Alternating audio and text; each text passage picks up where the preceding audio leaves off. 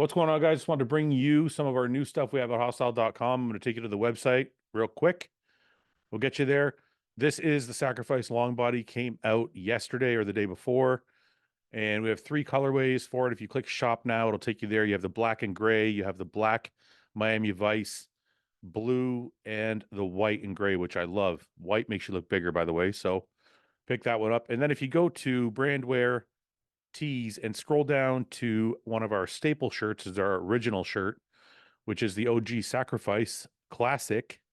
We have these new colorways. They have the espresso and they also have the military green. So that's launching for this week. We have some cool stuff coming next week as well. Every week for the next little while, we're going to have some awesome stuff coming out at hostile.com. So make sure you get there. Use code RBP at checkout to save some money. Thanks, guys. What's going on? How are you? Good, you? Your first week of riding. You're an actual biker now. Rode to the gym back today. Yeah? Fucking yep. You're sick of it already, aren't you? Sick of what? The size of it. I'm sick. Yeah, the speed. I'm ready for faster. See? Listen, nobody believes me. I'm full throttle on that thing on every road trying to just get it going, you know? Nobody believes me. I'm just kidding, by the way. My mom watches this. I'm actually just kidding. No, I just said this to my nephew. My nephew bought a CBR 500. Yeah. And I said, "Hey man, it's really nice. Congratulations." I'm like, "You're probably gonna end up getting something new next summer." He goes, "Oh no, I'm gonna have this for the rest of my life." I'm like, "There's no fucking." And I said the same thing to you, and you're like, "No, I'm fine." And people said the same, and it's funny. People said the same thing to me. It's one of those things that like you don't think until you feel, and then you're like, I fucking get it. You know what I mean? Yeah. You have to like, because I had my first bike for a week. Am I supposed to wear sunglasses? You don't have to. You got glasses on, you're good. Yeah, okay. I like yours, Ian. Yeah, those are sweet. You see Fouad's eyes? You're an idiot. Is that why we're wearing sunglasses? You're an idiot. Are you gonna wear those all episode? Sorry. Yeah. Okay. Got that. Got that. You're so fucking dense. You're so fucking dense sometimes. You're just like totally forget you're on a podcast. Where is Mike? He's like there, but he's not there. I'm feeling this look though. I think I could get down with this, you know? You look gay.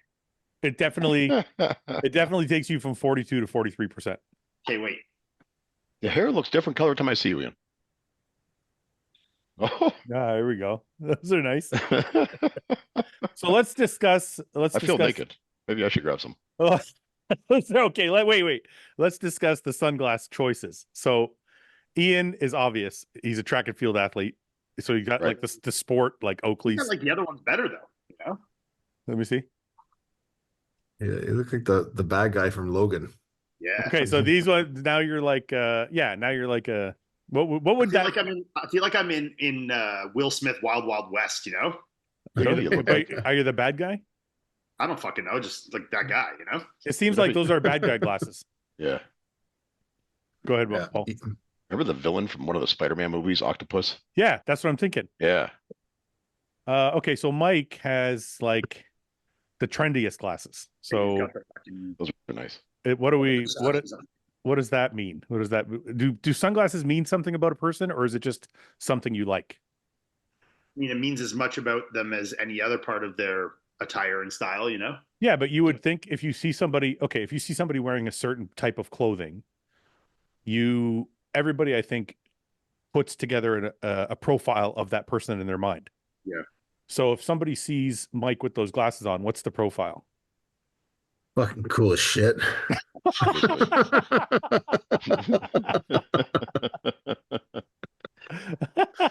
Sunglasses are one of those accessories that if you got a nice pair on, doesn't matter what else you're wearing. Yeah. Like shoes. I think with Mike, though, like all the things about him, the sunglasses are going somewhat unnoticed, you know? Yeah. It's like a camouflage. The size, the tattoos, like those kind of things, the beard. Like I think the sunglasses are like an accent, but like when someone sees them for the first time, they're not it's sunglasses. Well, it's the last thing. They're like, hey, are those Gucci? Yeah. You have a mohawk right now, Paul. Yeah, I know. My hair grew a little bit more than I thought it would. We went to Turkey. Oh, I can't take these off. So people are going to wonder what's with the sunglasses. Well, Paul ruined it, but yeah, we're gonna wonder why us they are. Yeah, I'm sorry. We're gonna cut that part out though. No, I'm just gonna show people a progression here. I think is interesting. Okay. No, wait, I gotta open them separately. 1 second. Hold on a minute here. I'm just gonna show you guys how fucked. Actually, no, I can just open them all together. Okay. So this happened to me on Sunday. This picture was Monday at 1 o'clock. Which isn't really noticeable yet. Yeah, you see a little lump here. You just look slightly deranged there. Yeah. Like, Yeah, like you look angrier. My eyebrow was pushed down a little bit. Another right. This is Monday at like 4 o'clock. No, it's more like 6 o'clock. You see, the lump is getting a little bigger here. Yep. Eyes getting a little more closed. Oh yeah. This is Monday at midnight or 11 p.m. somewhere in there. This is Monday at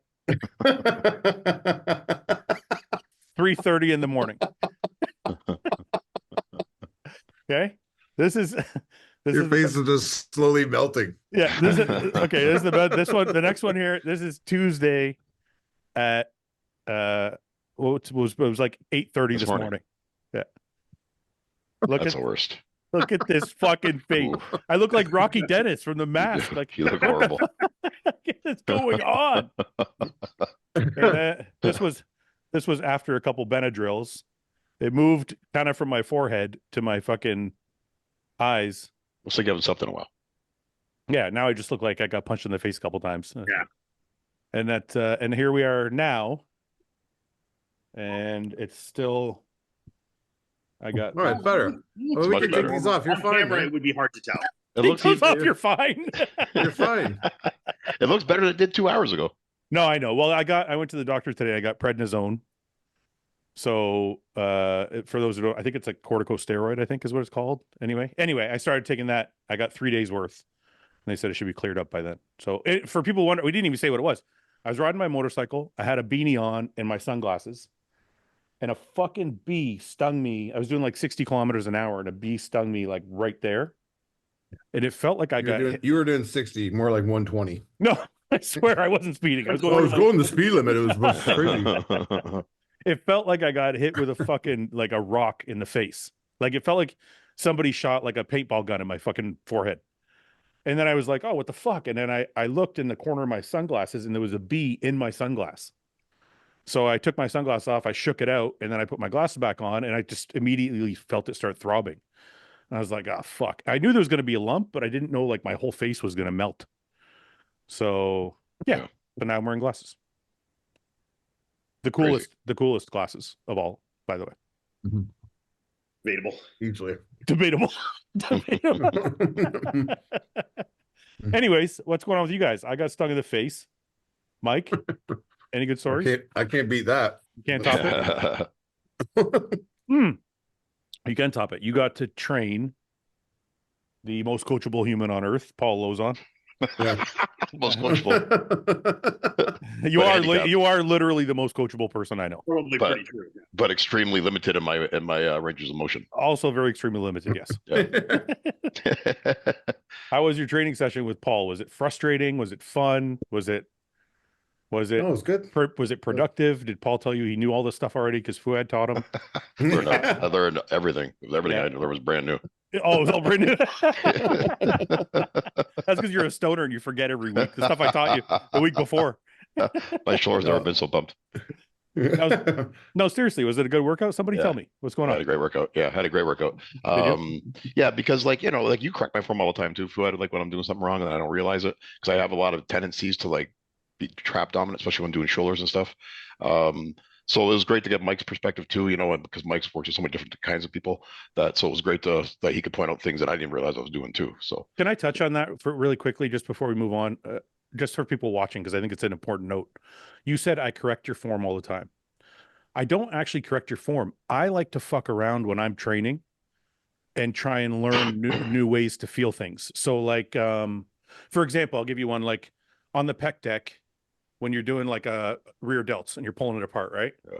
Sometimes I'll retract my fists this way and I'll pull it apart like this and see what the rear delt feels like. And then other times I'll roll my wrists over and pull it apart and see what it feels like.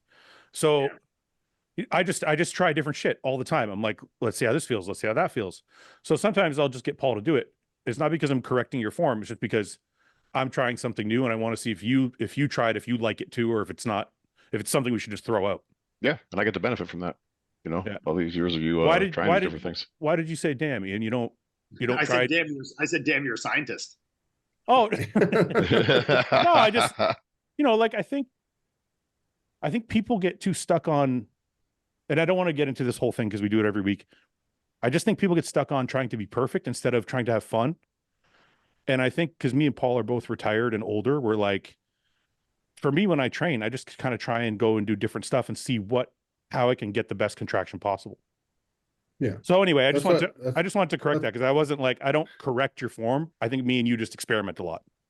Yeah. Anyway, sorry. I'm not correcting.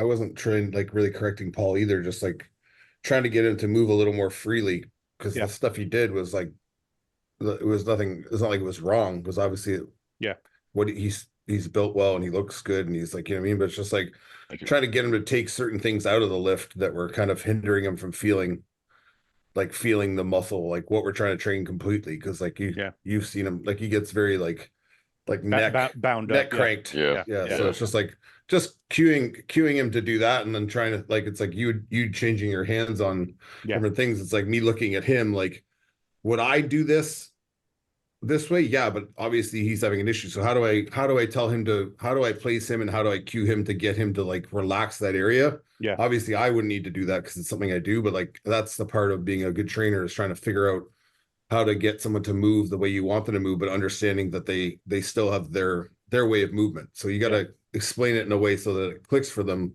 So they start to like want to do stuff that their body's not necessarily too inclined to want to like to be used to doing. So like, it's not a matter of being like, Paul, you're doing this wrong, dude. It's just like, let's just see if we can like relax some stuff and then we can get more range. Because he was convinced that his shoulders wouldn't do certain things. And I was like, you just got to relax and like maybe turn your elbow in and then like lock your scapula down and like just relax your shoulders. And you don't realize when you're pressing your neck's even cranked. So it's like, let that tension go and let the tension sit more. And the next thing you know, he's able to push again and get a little more depth on stuff. But I don't know if Paul, maybe you can correct me if I'm wrong, but it almost seems like you train with a little bit of, I don't want to call it fear, but you're bracing yourself all the time. Well, especially for certain things, because I've had a shoulder operation, so my right shoulder is always a little bit messed up. So I'm always worried about it. And I've torn my pec twice. Your pec, Yeah. So I'm always, for certain things I do train with fear.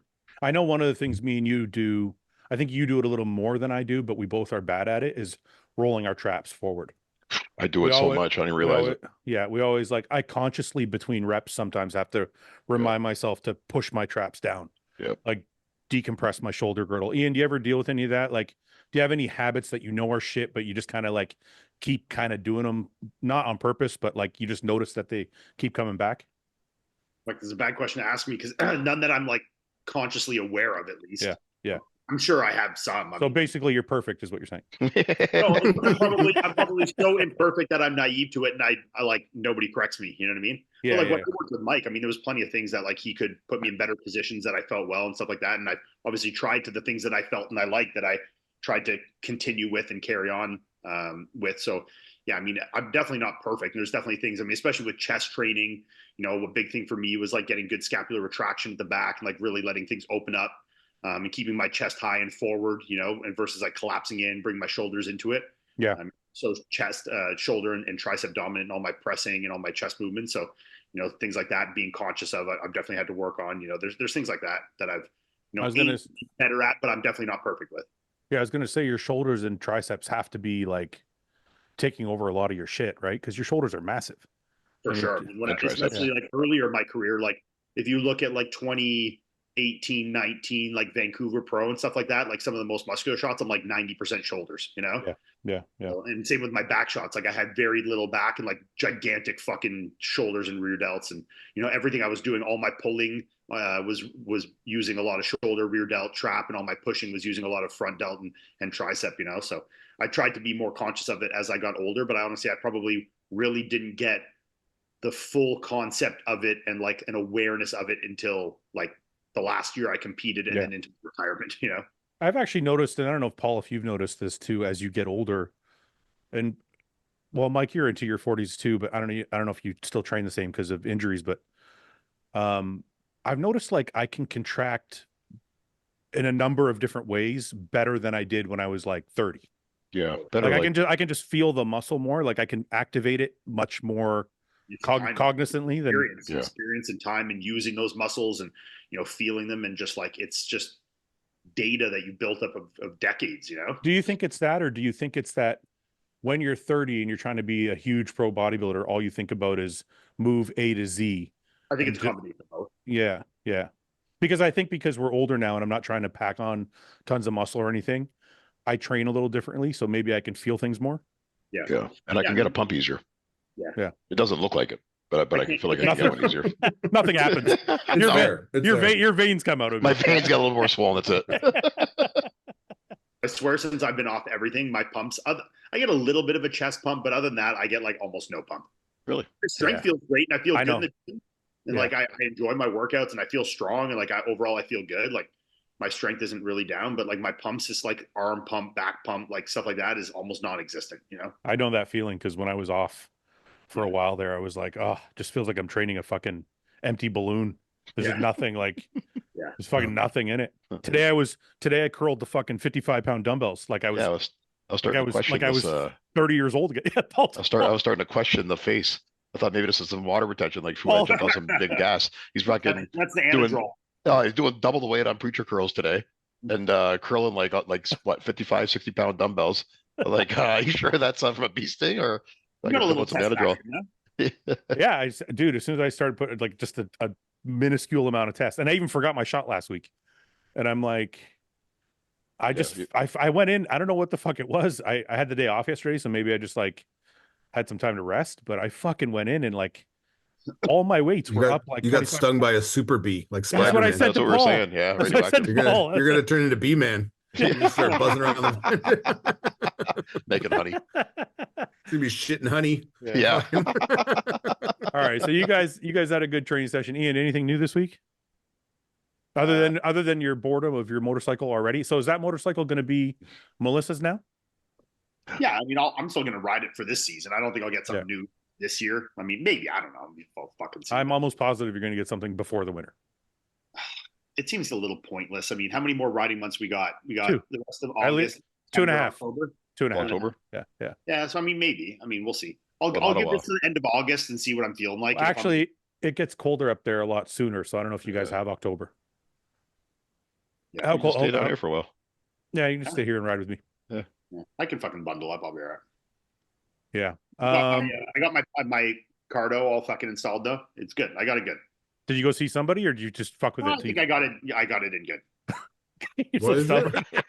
So I told him to get a Bluetooth headset for his helmet, and he installed it himself. And he told me that it was like pressing against his cheek. I'm like, I think you installed it wrong. Go see something.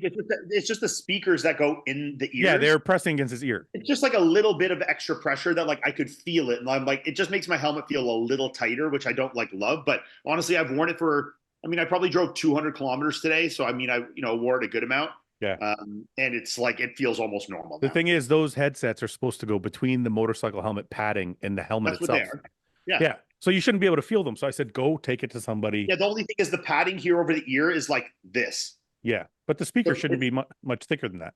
No, the speaker's thin too, but it's just enough that my helmet's tight enough that I feel a little bit. But as I've worn it for the day, the little bit of like or whatever that's on the speaker has kind of like compressed a little bit. So I really can't feel it at all. But I've been fucking driving, just got the music cranked on there, Can't hear a fucking thing when I'm out there. I love it. Well, as soon as summer hasn't been feeling well, but it's for those people who don't know, but As soon as she's back on her feet, I'm gonna fucking ride up there or trailer my bike up there. And I mean, we'll ride up there. It'll be better than riding down here. Yeah. Well, you're Done. coming here pretty soon anyways, right? You're coming here in 3 weeks. Yeah, I mean, we can ride when he comes down for Windsor to judge, but like I want to go up there and do some like there's some nice roads up there to ride. Like Calabogie and stuff, some nice areas to ride. Okay, let's go right to the talk of the fucking world, which is Andrew Jacked. What's going on, guys? I want to pause the podcast for a minute just to bring you guys our sponsor, which is Marek Health. But they're not only my sponsor, they are definitely the ones that help me keep my health right. And one of the things that sometimes gets lost in the podcast, we joke around a lot about health and drugs and all these different things, but I need to stress to you how important it is to actually see the people at Marek Health to get your blood work, but not only to get your blood work, but also to optimize your hormones. So look, I'm not going to take a long time. We'll get back to the podcast, but trust me, get to marekhealth.com/RBP. Don't worry about using my code if you don't want to. It doesn't matter. Just get to Marek Health. Get somebody to look at your blood work, get somebody to look at the drugs you're using and your hormones and make sure that you're doing things properly, because these things can lead to symptoms and issues down the road. Things that I didn't know about, things that doctors never told me about, and things that I'm dealing with now that I didn't have to deal with had I had the information. So please get to marekhealth.com. A lot of the jokes are all fun and games, but you do have to take these things seriously because bodybuilding is a risky world and it's important for you guys to make sure you're getting checked. marekhealth.com is the people to go see. Showing up and shutting everybody up who thought he wasn't going to be in shape and he was too big and all this other dumb shit. Here's some show pictures. Here's a video of him coming out. I'd just like to say, whoever cannot see, if you cannot see the improvements, then you really shouldn't be judging bodybuilding. Like we're talking about it. Yeah, because honestly, like his legs are much bigger, his shoulders are much bigger, and Everything's bigger, and his His back. lats are fucking twice the size. Yeah, his lats are fucking. I just noticed, and everywhere he needed to put it on, he put it on. Yep. Midsection, if anything, is like fucking harder and tighter, you know? Yeah. And then like look at the dryness. Like people watching this, like when we talk about dryness, you see the texture of the skin. I'm sure that was great because that's like thin skin. Like if you see the texture, how it's like bumpy here. Yeah. That's what we call sandpaper skin. That's when it's dry. Like, could he be a touch leaner? Sure, but is this a very good conditioning and that's like a huge improvement and very acceptable? 100%. So I'm not saying he's the most conditioned guy in the world. What I'm saying is this is the best combination of fullness and conditioning that Andrew's ever brought. For sure. And I said it on my story, like I 100% think this package will be fighting with those top three guys 100%. I agree. And I posted that on my story and I won't name names, but I had like Olympia judges respond to that and be like, fuck 100%, you know? Well, think about it this way. Andrew was put through the paces with Samson and Nick when he was shredded but lanky. I don't want to say lanky, but he was flat. He was flatter. Mm-hmm. Now he's the same condition and full with more muscle. Yeah. So I'm not sure he can beat Samson. I'm not sure he can beat Nick, but I know he's going to be in that fucking call out and we're going to see what he looks like standing next to them. Yeah. I mean, it's just such an impressive physique. Like overall, like no matter who he's standing next to, even if guys might be a bit better of bodybuilders and beat him in some, your eyes are always going to go to that physique. Like it's so cartoony, the midsection, the fucking the shoulders, the flow of it, like everything just, you know, the only pose that I think could really be a bit better still is like his side chest. You know? I was just going to say that. Yeah. Like his side chest, the arms and stuff. It's like, he looks good, but it's not like thick, you know? Right. I think it's partially the way he poses it. Let's go through it. Yeah. I agree. But like, I just love this package. I fucking love. This is one of my favorite bodybuilding looks I've seen in as long as I can remember. Yeah. Cause I mean, look, it's not like super striated, but it's the perfect balance for his body. I think if he'd come down more and separated a bit of fullness, it wouldn't have been as good of a look. Like this is a great. I agree. And look at the back, like Mike says, like this shit really fucking came up. Like this is a really impressive back double now. Yeah, very flows well, conditioning's good. Like now the only thing is when people say, "Oh, he's Mr. Olympia," this is where I see the difference. The muscle and the silhouette is there, but the detail is where I think the difference is going to come. Like Nick, Samson, Hottie, even Derek have a lot of detail through the hams and glutes. They have deeper separation in the lats. So I think that's kind of going to be where we might see a difference. Yeah. But I also think with that, there's some tools that he has that some of these other guys don't. So it'll be interesting to see him in that lineup with this kind of improvements, Yeah, look, I'm not saying his only shot, just like yeah. And that's still not, that's much better than what he was tall hitting and last year. leans back. Yeah, it's the leaning back. I always tell guys, try and have your chest hover over your stomach. So like you see how like his chest and stomach are in a straight line here? You actually want to tilt your shoulders forward so that your chest is hanging over your stomach. So it's kind of like he's got a ton of muscle, and it's just I think it's hurting the way he looks. But yeah, that one is the one he looks It's most improved though from last uncomfortable. year. His stage presence overall is very confident though. Like he's not he doesn't rush through his poses. He's very I do like this side trot. This like looks sick. Yeah, that's a statue. Yeah. Okay, let's instead of just praising him nonstop, which there's a lot to praise. Iain, why don't you give me, or Paul, you guys are both judges. Paul, why don't you give me a critique first, like on what you think the number one thing you'd like to see him improve is? Detail in the hamstrings, a little more detail in the back, even more, a little bit more hamstring density Depth, to match those quads. Yeah. The back is, I think, come up quite a bit. I think more detail for sure. The width, I think it's right there now. I don't think he takes. I see him in the 4 spot this year at the Olympia. I still don't think from the back he's going to be able to stand next to Derek Hottie or Samson. I think I don't want to make that judgment yet, but I do agree with you. Well, I'll let Iain go first. Iain, what do you think? Do you kind of agree with Paul's assessment, or something else you see? Yeah, no, and that's the kind of the thing I was saying as we went. Like, I think there could be a little more detail and a little tighter conditioning in the back, but I overall think that this is a good look. Like, I think it's a good balance of fullness and conditioning. We saw him bring the conditioning in. I don't even know if it was harder in it, but just the trying to go a little tighter, a little drier, and he lost a little bit of pop. Like you can see here, like the chest, the delts, like his delts are fucking vascular and popping. Like everything looks good. But yeah, I mean, I agree with Paul. The only places that I think are really need improvement is just a little more thickness and density in the back, and some more detail and thickness in the hamstrings. Yeah, because I mean, if you see the density or you see the detail in the front, you ideally want to match that detail in the back. Mike, do you see anything different than what Paul and Iain kind of alluded to? No, I mean everything is the same. It's really odd to me, and I don't know if you guys see it too, but it's like his arms are fucking massive, and when he stands there, they look fucking massive. But for some reason, when he extends them, they get small, but then they get huge again. It's like this weird. Can I give you my I'll give you my assessment on that because I said I think it's like outer head to tricep that's the issue because he's got so much density in that like belly of the tricep. This outer head is like not allowing that dimension.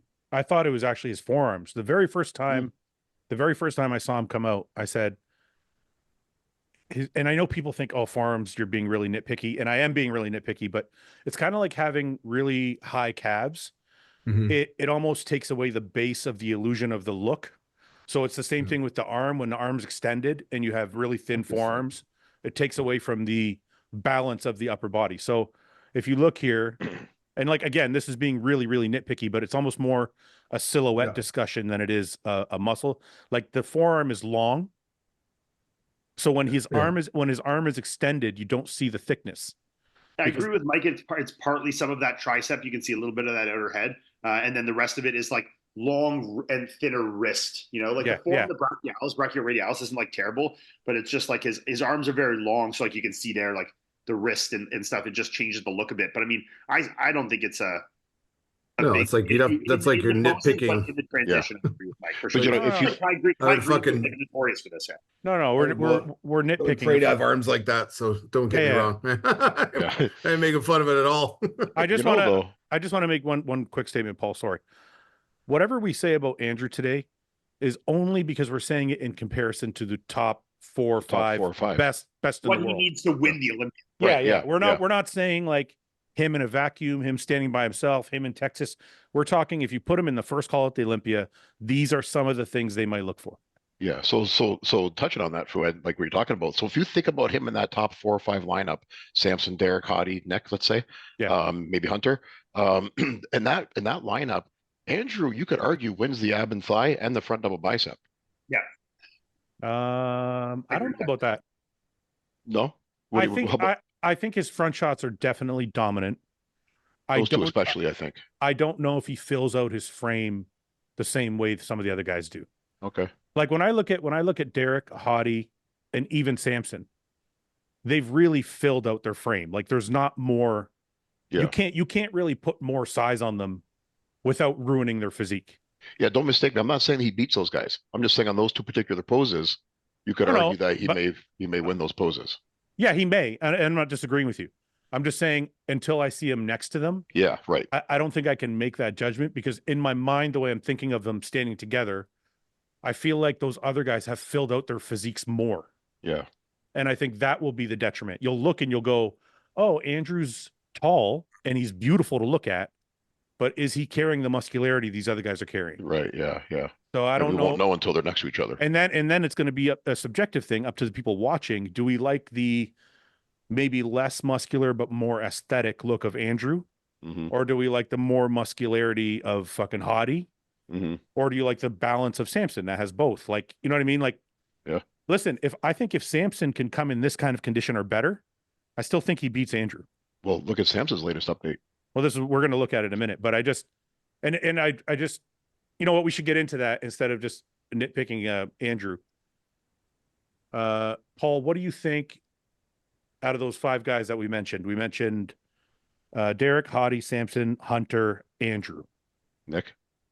Oh, yeah, Nick. I don't want to leave Nick out. So where do we, I think to me, those are the top 6. I don't know how you guys feel, but that's how I see it.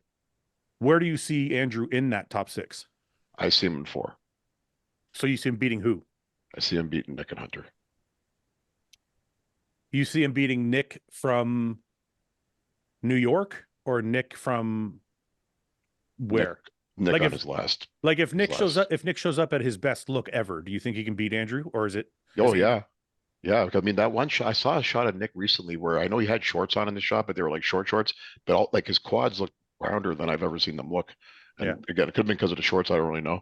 Yeah. But to me, that's always been the thing that I don't like about Nick's physique is the roundness on the quads from the front. Right. The way it balances out with his waist, I just don't like that look on him. So, but if that's improved going to Olympia, then yeah, I think he can beat Andrew. But based on his last show, in my opinion, that look on Andrew beats it. Based on his last show, yeah. So and Ian, based on that look on Andrew. So he beats Nick. Who else?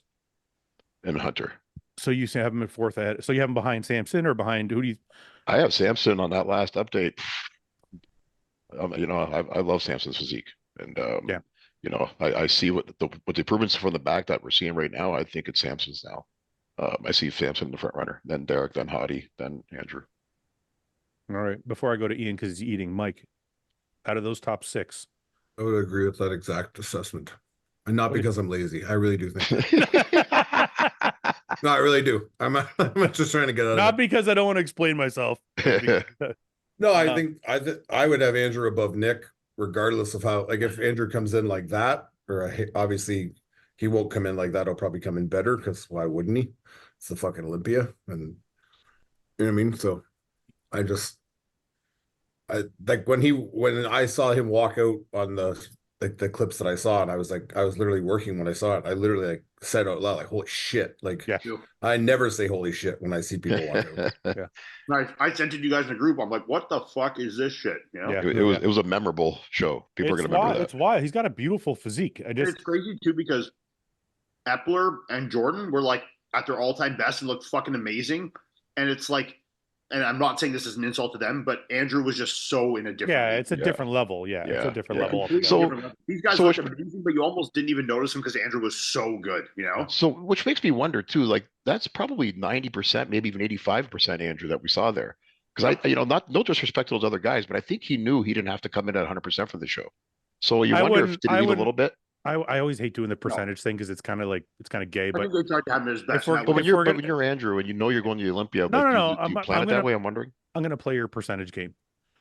I'm going to say that you're right. They didn't come in at their absolute very best because they're obviously know they're going to win the show and they're going to do better for the O. I don't agree. But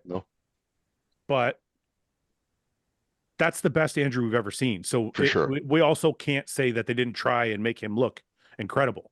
Yeah. Like we've never seen a better Andrew. So it almost seems like maybe they pushed the they pushed to see how far the fullness could go to Right. like have that freak factor while holding that condition. And Yeah. maybe the mentality going into the Olympia is like, we see what it can be. Now we just need to like Yeah. not like pull back a little bit and do that and do this. Like Yeah. kind of seeing where we're at and understanding that like you're 300 fucking pounds on stage and looking like no one's ever seen someone Well- like that's like Ronnie Coleman walking out type like a reaction. Yeah. Like, Yeah. like, Yeah. whoa. Well, fuck. that's more that's more kind of what I meant. I didn't mean like they were lazy about it. I meant like this was a show for them to experiment with some shit. Yeah, there's like room Right, for yeah. error. Yeah. Yeah. Yeah. So I think we'll see even a better version of him. Yeah. Ian, the Olympia. what did you want to say? You don't agree? You think they tried to do their all-time best period, or do you think they tried to use it as an experimental prep, or what do you I think think? most bodybuilders try and be at their all-time best every showing. I think because, especially now with social media and stuff, I think you always want to be on your A game, and I think you want to set the precedent going into the Olympia. I don't think it like puts you in a bad position going into the Olympia.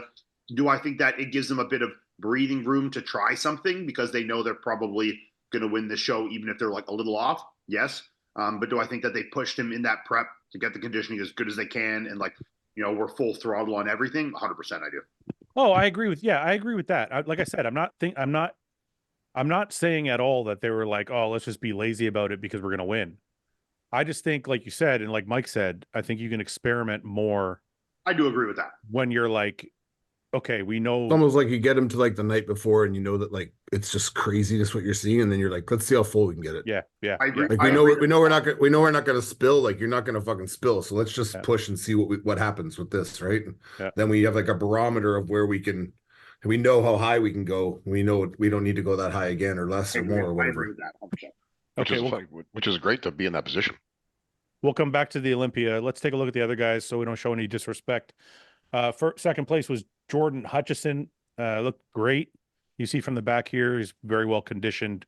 From the side, everything looks like it's there.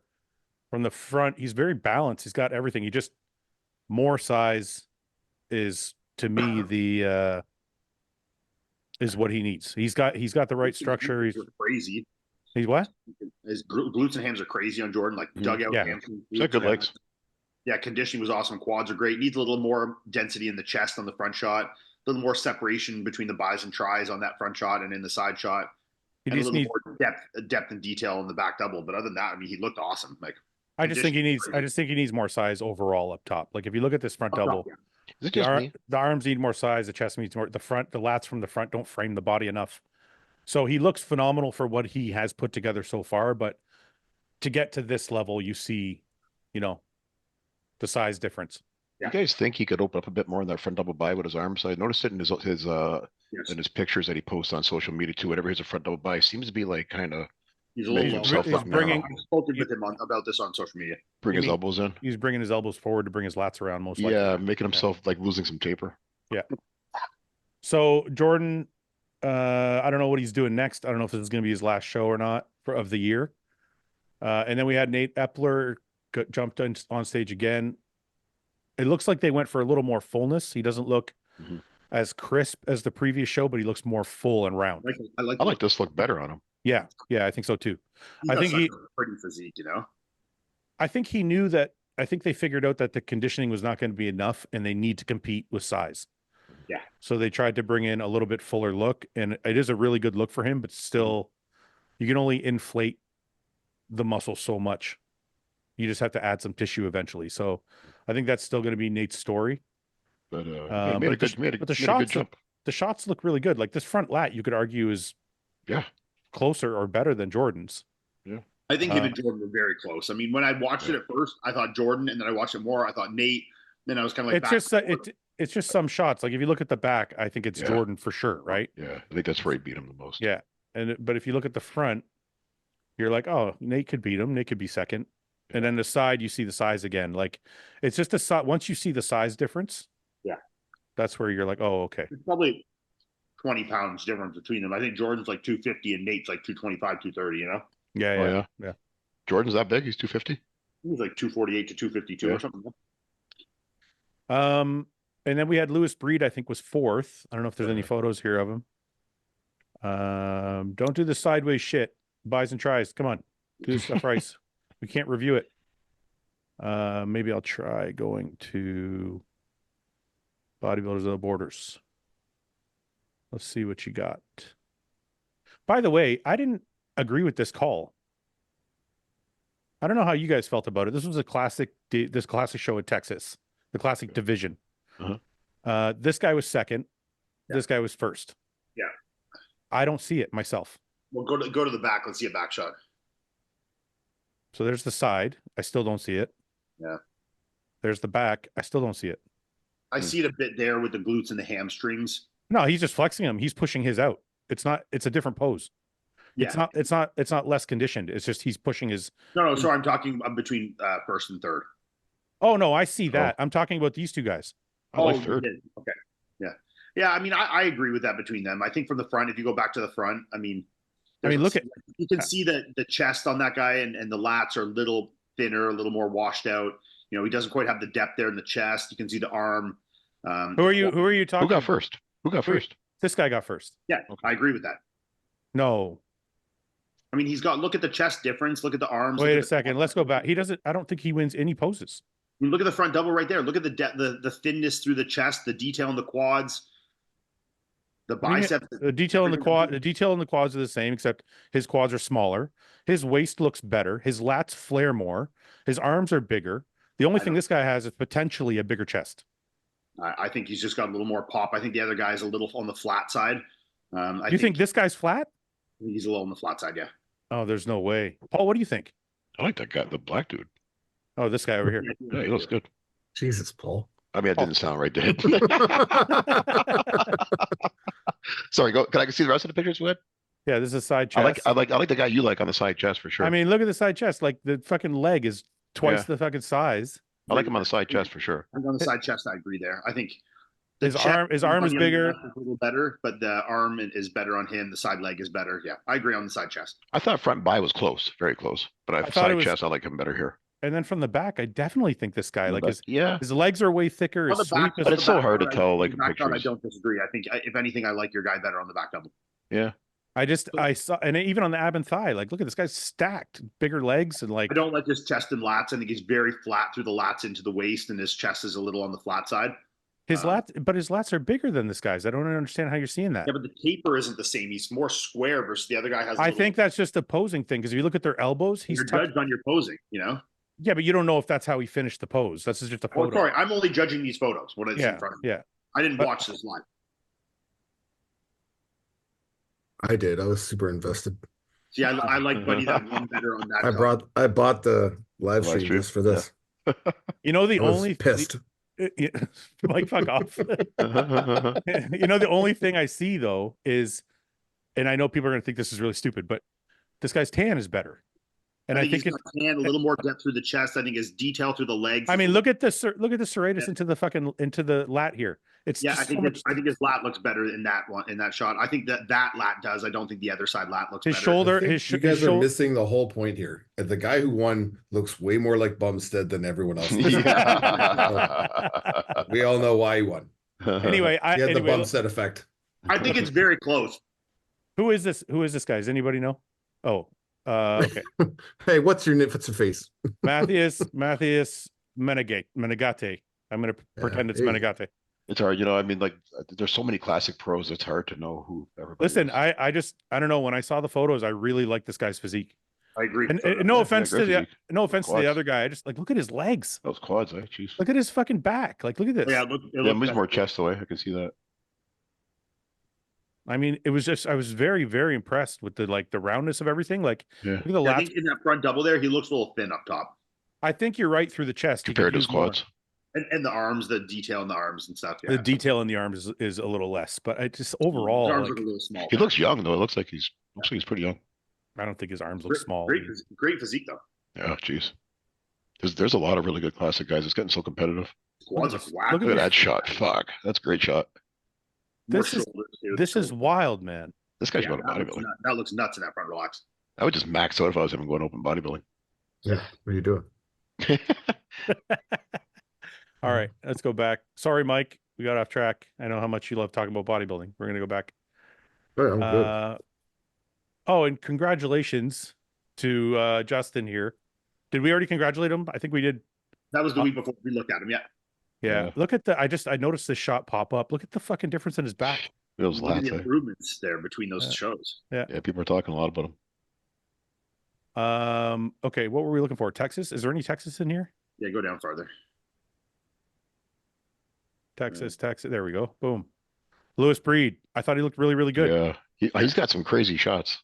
And then Felix over here popped into 5th. Yeah. Here, Rookie year. let's see if Lewis has some shots from Texas. I thought he looked really good. He's Yeah. so dense, man. Yeah, he's very thick. This is Texas too. Yeah, just a lot of muscle. Yeah.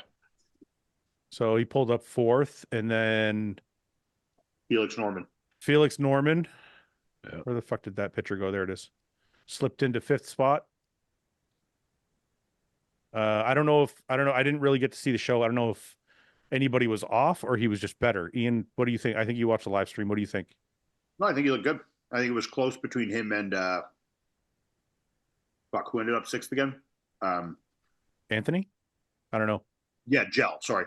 I think it was close between them, but I think it's a good call. They look good. His conditioning was good. Yeah. All right. Let's go back. Where's the scorecards? Scorecard. Is there a scorecard somewhere? Yes. Yeah. All right. See, yeah. Oh no, they're 15, 18. Yeah, Gel, Felix Norman, 30, 36, 24. Yeah. What? What? Pretty close. All right. Andrew 0, Jordan 0, Nate 0, Gel. What place was Gel? 6th. 6. Gel 2. Didn't I get on this one? 1.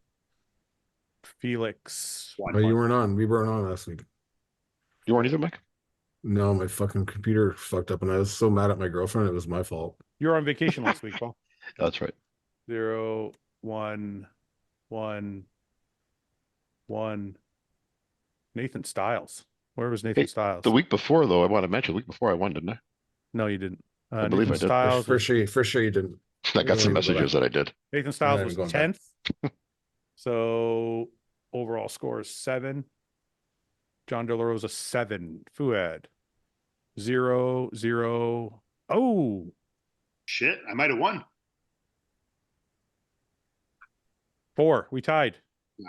Okay. Got a losing streak, eh? Hey, if I tie for a win, that's a win. Can't buy a I win. beat you. I beat you last week. No, I've only lost 1 week. Last week. I lost. You lost to me. 2 Holy weeks. shit. I think Seth's going to win. Seth he? won. Seth won. He's got 2. Damn. Let's see what Taylor's got.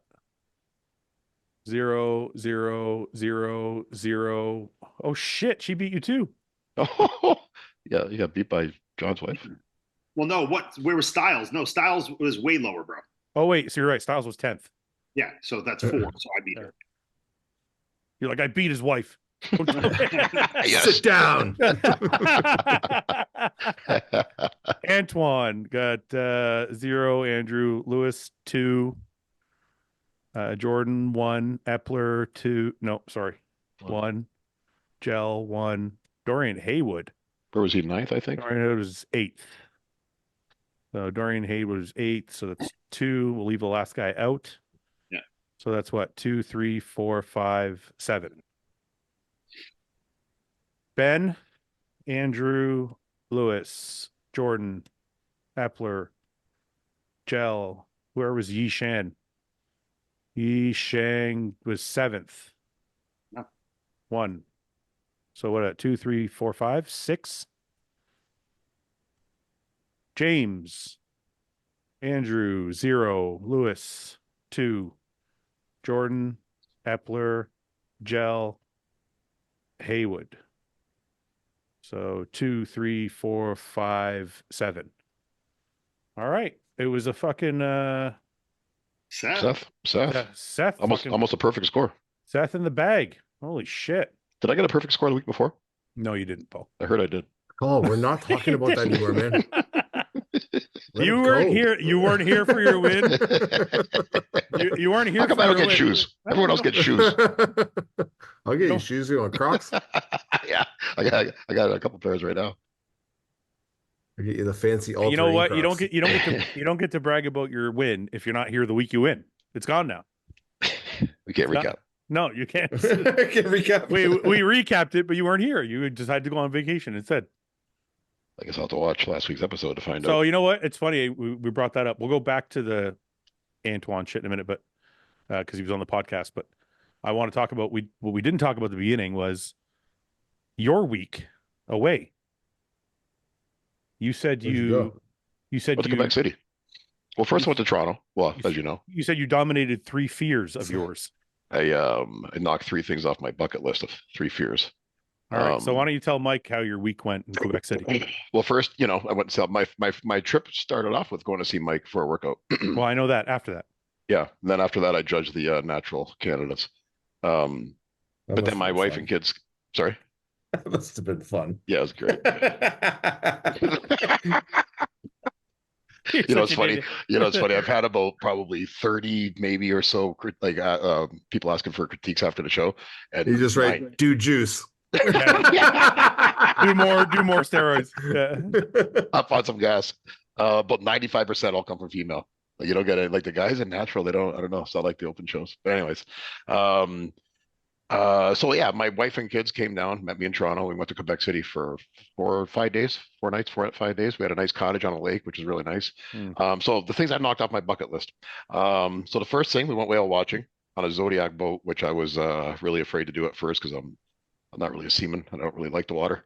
So I like pools, but that's about the extent of what I like water. So for me, I was kind of nervous about it, but it was a bigger Zodiac. It was like a 20-person one or so. So it wasn't as What kind scary. of whales? Belugas? Humpbacks. Oh, We were in the St. Lawrence.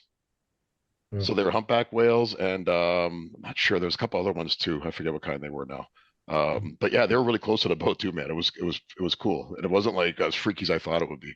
So before this, I was watching all these whale attacking boat videos, which probably wasn't a good idea for my anxiety going into this. But apparently, it's a thing the last 2 years. Whales attacking boats now. Yeah. So anyway, we did that. So it was really cool. What about the ride home from whale watching in the boat?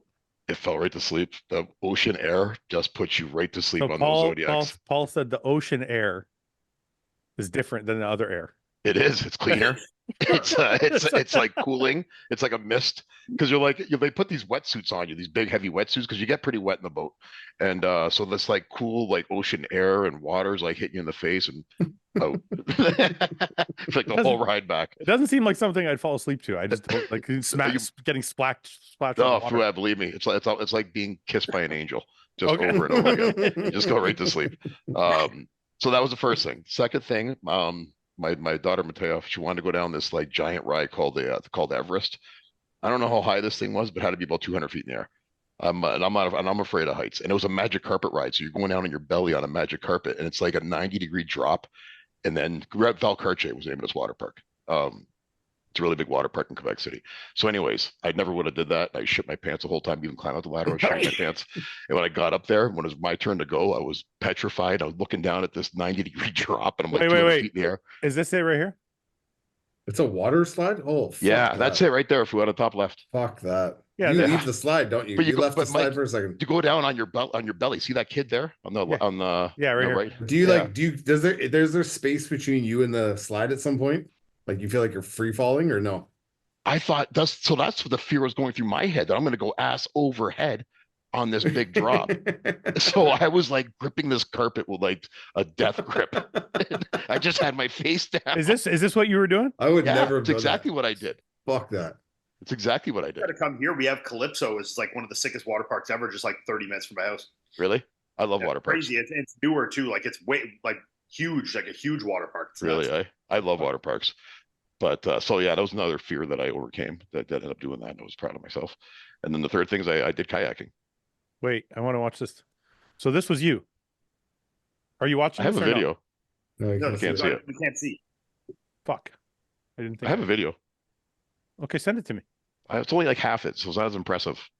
Oh, it didn't get the part where you were actually going down. No, it's not. So it's not that impressive. So don't send it to me then. Yeah. I don't want to see that shit. So is this you?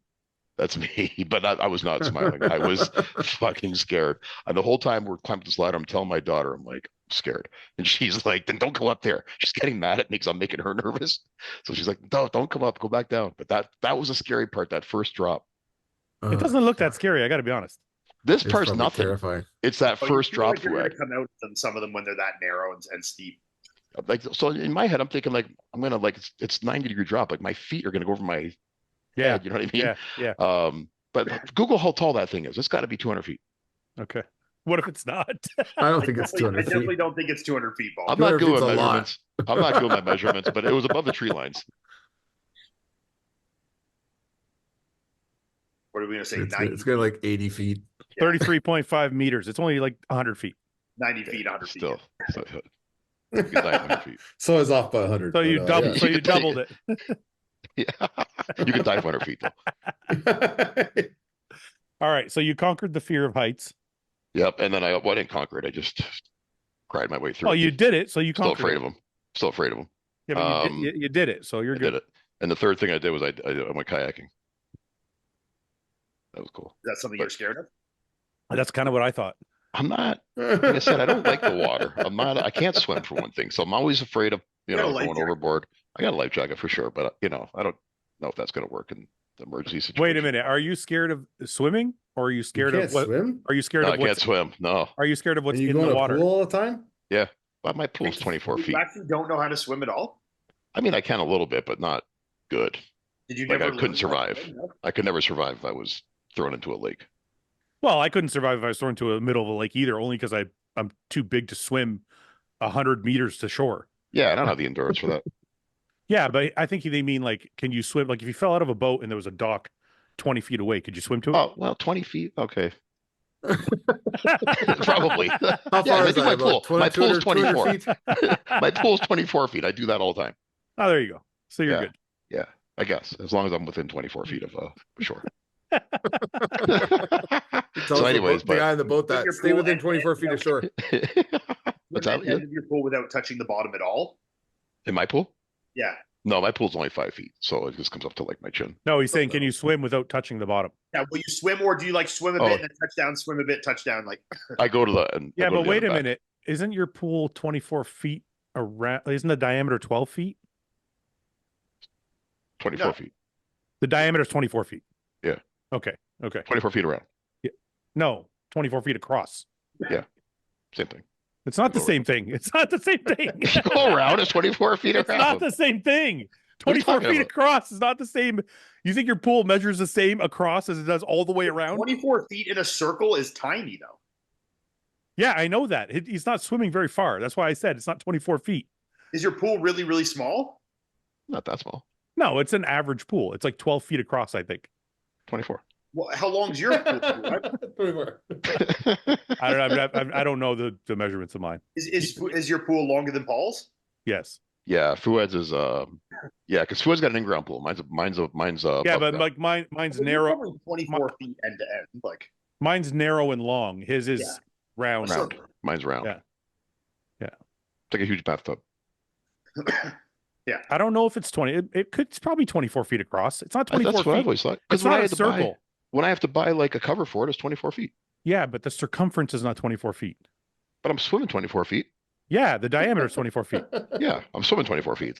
Yes, I agree. Yeah. Okay. We're good. But don't say it's 24 around, because it's not.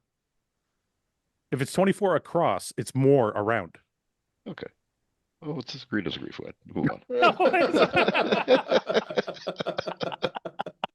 Here, watch. 48 feet.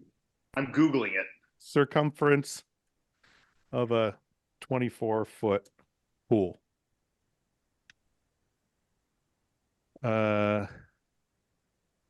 No.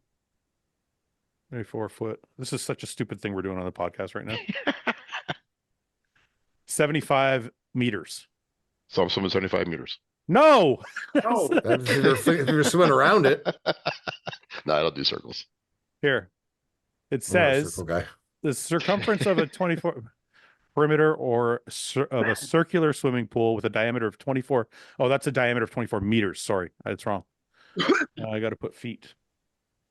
It's a good swim. We know that. What is the circumference of a 24 round pool? No, 24 foot Yeah. diameter. 75 feet. There you go. Yeah. Sorry. So it's 75 feet around. Yeah. So stop saying it's 24 feet around. Okay, whatever. I'm good. Swim it twice then. I don't give a shit. Yeah, but that's a good way to it's a good way to test your swimming skills. You know, Yeah, I you can guess so. you know you can swim 24 feet. Can you swim 75 feet? So can I swim around the pool? Can you swim around? Underwater? Not without Oh. coming for air. No, You don't have to be no one underwater. said anything about underwater. I'm just saying, can you swim around the pool? I like to swim underwater. Front crawl. Wait a minute. When you Hold say on, when you say you swim across the pool, you're talking about underwater. You're not talking about like a stroke. No, I told you I wear my goggles all the time. I go into the water. So Paul, you can swim then, dude. Yeah, under the No, water.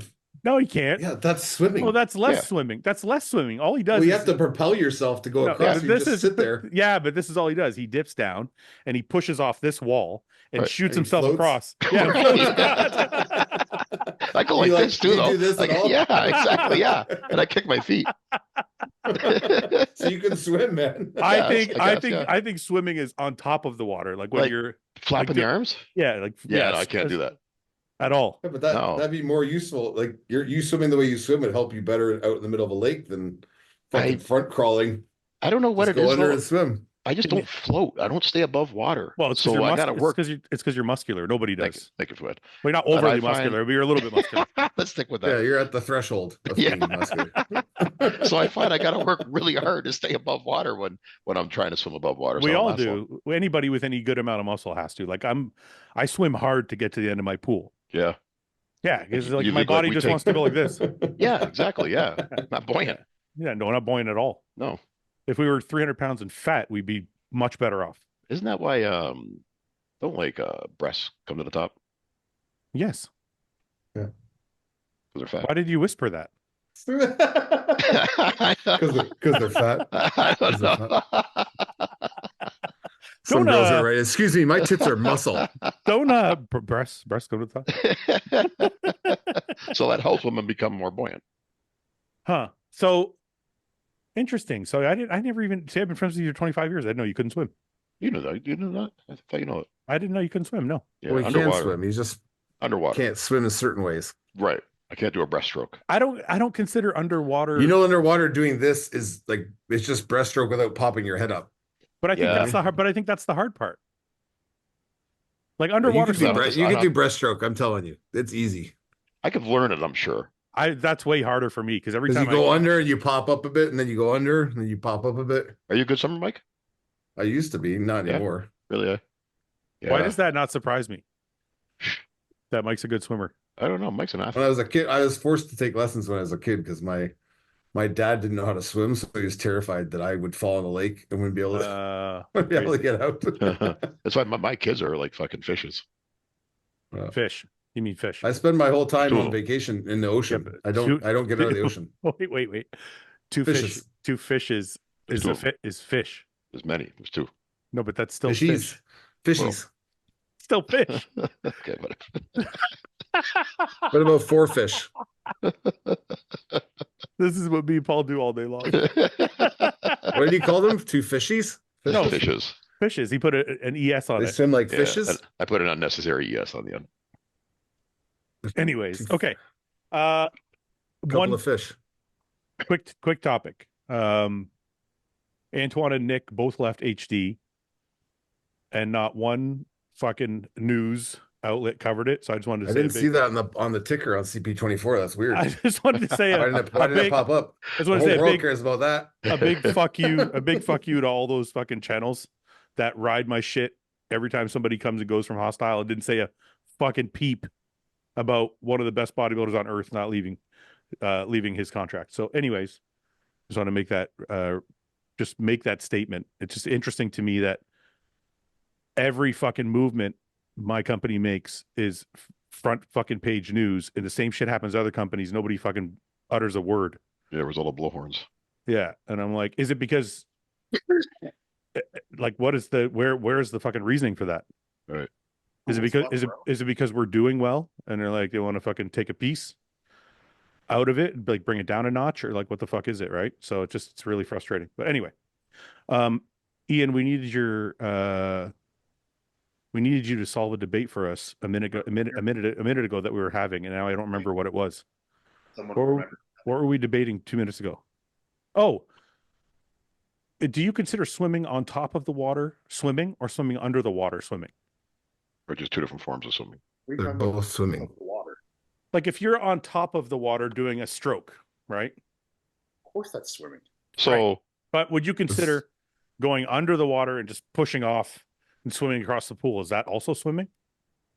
Well, yeah. If you're just pushing across and it without having to actually do a stroke, No, he swims. No, I'm stroking. He I'm swims stroking. underwater. then that's swimming. They're both swimming. Stop fucking swimming. Fuck you. Swimming is keeping yourself alive, which means on top of the water. You can't keep... No, because like in an Olympic, if you fall, Olympic swimming race, when they get to the wall and they turn around, they kick, they go underwater and they'll do, and then they come up and then they do both. So it's a combination. That's of both. swimming. I'm talking about survival. You fall in the middle of a lake. No, you asked me which is Just swimming. hold on a minute. You asked about swimming. If you You're fall, changing it. You're changing it now. I am changing it. If you fall in the middle of a lake, first of all, there's not a wall to push off of. Hey, you push off the boat. That's right. Yeah. Fuck that boat. How's it going down? I guess it's swimming, but it's not really swimming. Well, if you're doing a stroke, if you're just If pushing, somebody says I can't swim, it's because they can't swim on top of the water, not they can't fucking swim under the water. It means I can't keep my head up. I will die because I can't swim. well, yeah, because obviously if you're under the water doing the breaststroke with your head submerged, you can only go as long as your breath will sustain you. Right. So to me, Or that's until you not get to the swimming. end of the pool, and then you come up for air and you go back. Well, If that's if somebody listen, just in normal conversation, if somebody says I can't swim, it means they can't keep themselves afloat.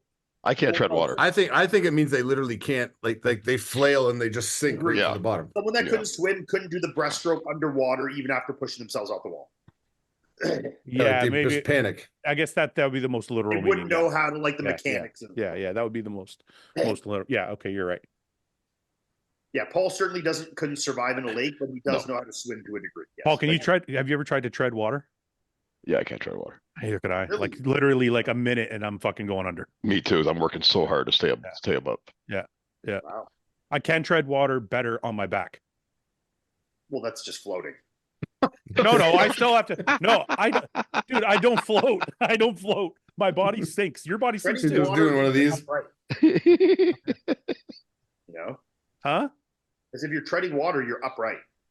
Not necessarily. You're supposed to be. If you're laying on your back, and going like this, it's not really treading water. There's different forms of it. Different variations of that. Depends on your structure. Your Like body Paul, type. like Paul says. Let's agree to disagree. Agree to disagree. Got a point. I've got a point. Let's move on. Yeah, that's it. I'll call it a draw. I don't think treading water has to be upright. I think as long as you're above the water I guess to some and degree, you're not sinking, you're treading water. By definition, probably. maybe. Google it. This is going to sound really stupid. If I go in my pool and I lift my feet up underneath, like imagine like you're like I get it. pulling Pull your your knees knee, up. pull your knees to your stomach. I could tread water longer if I do it that way. Well, yeah, if you're going to go more to your back, then there's more surface area like floating like that. It's going to be easier to tread water. Yeah. Water longer. I can't Like literally. if you're in the ocean, you're drowning. Like you're best to go on, try and lay on your back and get more surface area like that. I saw a guy say that you should take your pants off, fill them with air, and tie them around your neck. Yeah, you trap And air jerk and off then at you the same tie a time. knot and you put it around your neck and then jerk off. And then jerk off too. It calms you down. You don't panic. Makes you lighter. You I can should- float better. That was the last part of it. Yeah. Like after you tie- No, but I was serious. He filled his pants with air. That's assuming you have pants. Yeah. How you gonna Yeah, fill your pants with air?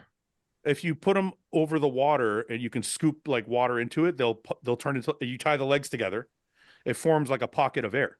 Oh. And then you you put roll it and then you put the legs tie around your it. neck. Yeah. Yeah. Oh, so like make it like a It's like one of homemade life those jacket. preservers that keeps your head just above water. Like you And can what lean our back weight on it. though, that's going to do shit all, but it would still be. Well, this is the thing about it is I noticed that for him to get his fucking pants off and fill them with air and put them around his neck, I'd be dead already. You're dead.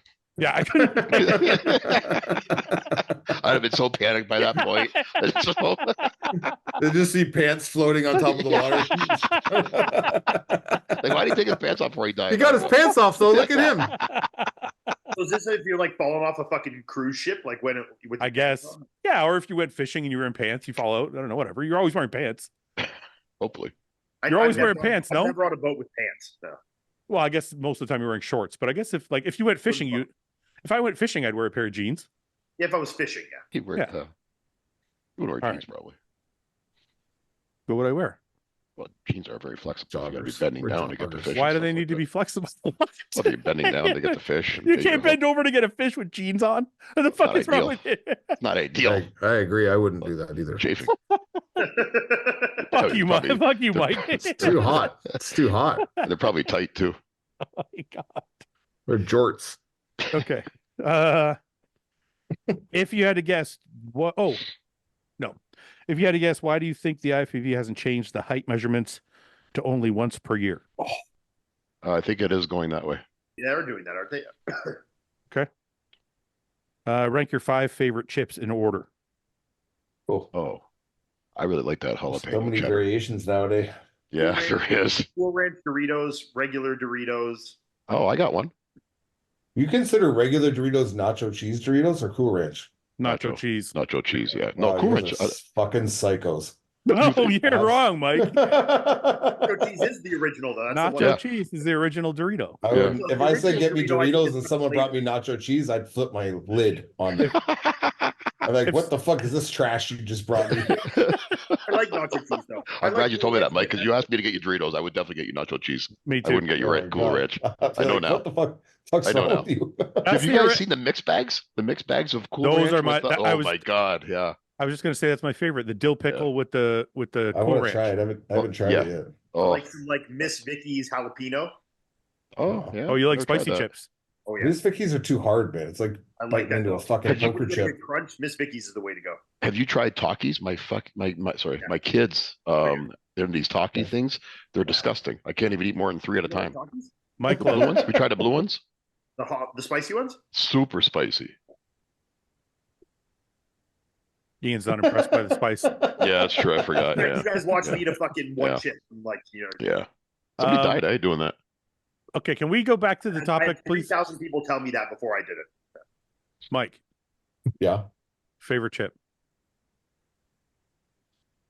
If I'm not going like, if I'm just keeping it like from childhood up, probably Cool Ranch, or Lay's dill pickle. Yeah, that's good. I like that pickle. I'm not a big fan of Lay's. They're too thin.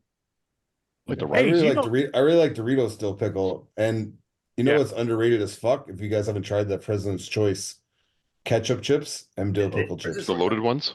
Oh my god. Really? Are you talking about the Fucking thicker, unbelievable. the thicker ones? Yeah. Yeah, they're like ridged. Yeah, I've They're had ridged. those. They're awesome. Oh, they're amazing. Okay, Cool Ranch, and then do you guys know what I found out? Pringles doesn't have any potato in it. None. That's not surprising. It's not I a said the potato. same thing about Dairy Queen soft serve, that it's not real ice cream. Yeah, Yeah. It's a saw that. frozen dessert. They call it. I didn't know Pringles had no potato in them. What are they made of? I don't know. It doesn't say potato anywhere on the can. Yeah. I'm not surprised.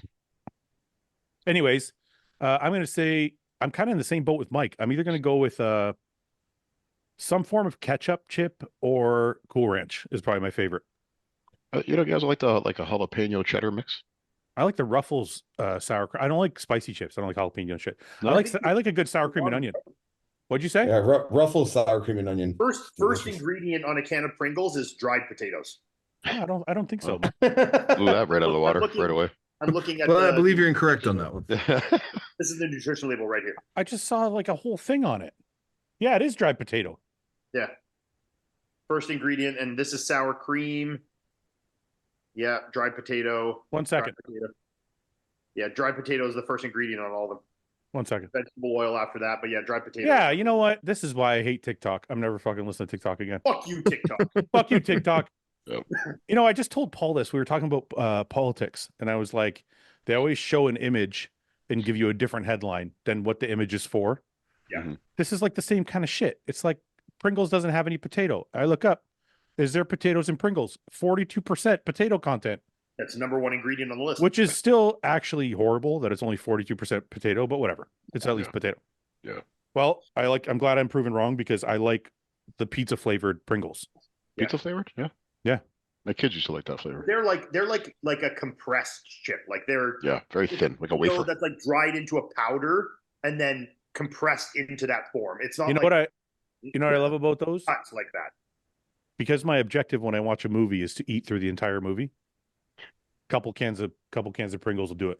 Yeah, because you got to kind of get in there. No, Yeah. I empty them all into a bowl. Yeah, I read something once. What's so funny? He's just done the tin. He's like, throws it one down. Too much work. Get them out of the tube. You put them into a bowl. My hand won't fit. Bing, bing, What the bing, fuck? bing. Oh yeah. You got big hands. Your hand will fit into a fucking tube of Pringles? I pour it, Yeah, that's what I said. which I makes pour a it. mess. Wow. Which Yeah, makes but a mess. when you pour it, all the crumbs fall out on the couch. So I Yeah, just which pour makes them a all into a mess. bowl. Yeah, okay, makes sense. Don't be You know what I heard? disgusting, Paul. You know what I read once? If you snack like chips and stuff like that while you're watching a movie, if you want to reduce the amount of snacking that you're doing, eat with your non-dominant hand. I only eat with my non-dominant hand. Really? Do you find you eat less snacks? I don't think I've ever picked up a food and put it in my mouth like Wait. with my left hand, and I'm What's left-handed. your dominant hand? Left hand. You're left-handed? I didn't know that. I Wait. only, like if I'm picking up a chip out of a bag, I'm using my right hand every single time. Do you write left-handed? Of course. I never noticed. So this says, well, it's a move that's slowly gaining popularity as it's found to slow down eating, which in turn can lead to controlling the portions of food consumed. It is believed to help those at much risk of dex- diabetes How and heart much disease. dexterity do you need to learn how to use To both eat your it, hands to eat chip? it, Like, to eat a chip. whoa. But apparently there's something Like, about your dominant hand that you'll stuff more in your mouth. If I Mike, have like M&Ms, I'm dumping them from my dominant into my non-dominant into my mouth. Do you shovel food like I do? no, you're the only one. like I No. do. You're the only one that shovels. Dude. Anybody? Anyone? Anyone? Like handfuls of chips at a time? No. Oh, I'll take like one or two chips. Like Oh, really? Yeah, I don't eat like that. How many You- chips you put in your mouth at once? Dude, it's the only A handful. gross. It's the only gross thing you do. You Like eat this? like Yeah, Or like that? yeah. No, I Like you Handful. pinch or your mouth? I Oh, you're grab. a fucking and you just, savage like, animal. fill your My mouth wife with gets this mad, I and make a then mess. talk to her. dude. You guys Pardon? got to watch him eat a muffin. It's just disgusting. No, I do that. That's efficient the way I eat that. It's like Take the head off he'll first. take the whole head off and he'll just go Yep. like this. Have one like, bite it. Not like this. He'll grab it like this.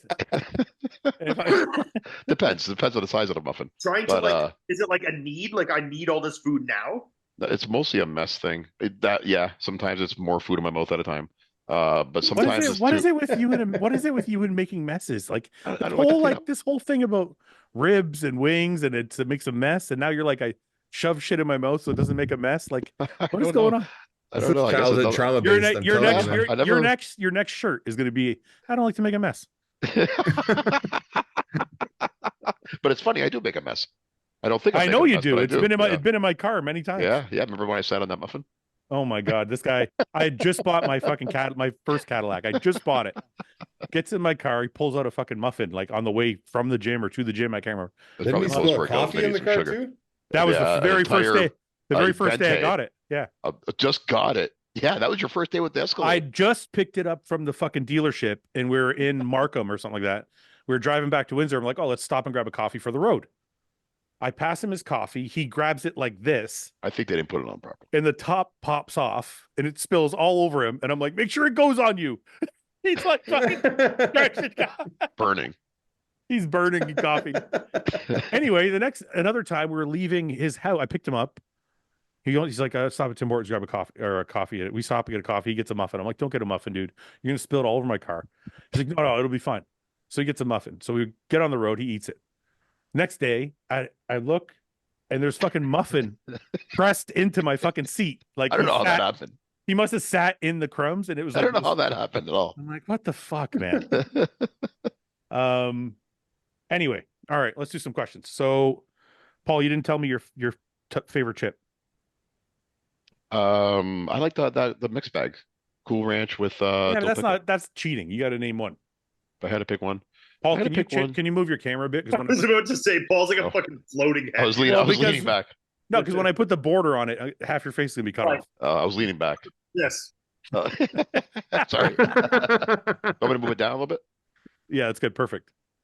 That's too far. Okay, there. Good. You gotta see those fucking big old delts, Paul. Yeah. What's your favorite chip, Paul? Quick. If I had to pick one, I'd probably go jalapeno cheddar Doritos. Really? Yeah. I'm learning so much about my friend today. It's a new acquired taste that I've There's a just taken on. jalapeno cheddar Doritos. Yeah. Yeah, I think I've Yeah. seen that. Yeah, Yeah. they're like in a green bag with a little bit of There's orange a on new it. I don't late eat night, chips very late night burger one or something too. I think there's new flavors they just came up with. Like a jalapeno cheddar. No, it's like there's 2 new versions. I saw them at Esso. Oh. Late night Yeah. burger and something else. Yeah, I think it's President's Choice. They come up with these like crazy flavors and chips once in a while. I saw one that was like a cucumber flavor. That sounded pretty gross. It does sound gross. That's a very Japanese thing, I think. I think it's tailored for an Asian market. What? You're laughing, but I think he's right. I'm not saying he's wrong. I'm not laughing because he's wrong. Okay. If Like you're in a relationship with a girl and she's being a big back, Or what? Bitch. maybe probably he meant means bitch. bitch. Yeah. You probably meant bitch. Being a big bitch, do you invite her to morning cardio with you? No, I don't think he means big bitch. Big back. If You don't you're want a in a, bitch- you don't want a this bitch doing cardio is with you. exactly what it says. They meant nag. If you're in a relationship with a girl, Paul's just like bitch, nag. What else, Paul? What else you got, Paul?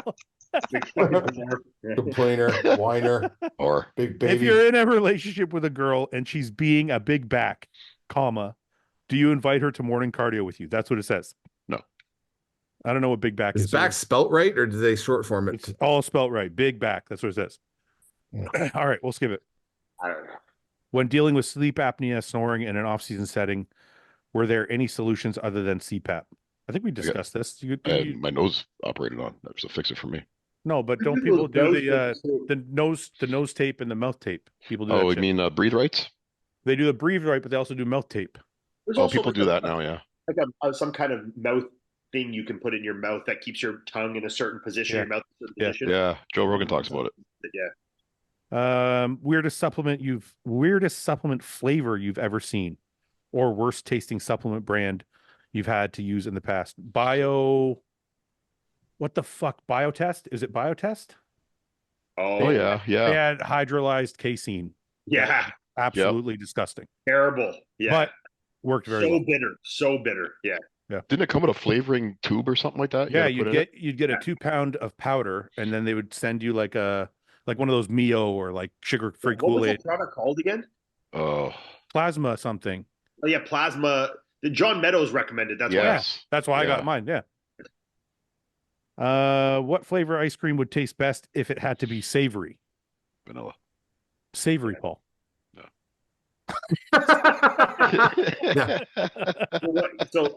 Like a food flavor that would be good as ice cream. Yeah. Well, I mean, Yeah, they've done salted. they've done like bacon ice cream before. That's like salty. That would work. I want to try that olive oil and salt ice cream we talked about. Yeah. Hey, fucking Pat there from Aries. He likes coffee ice cream.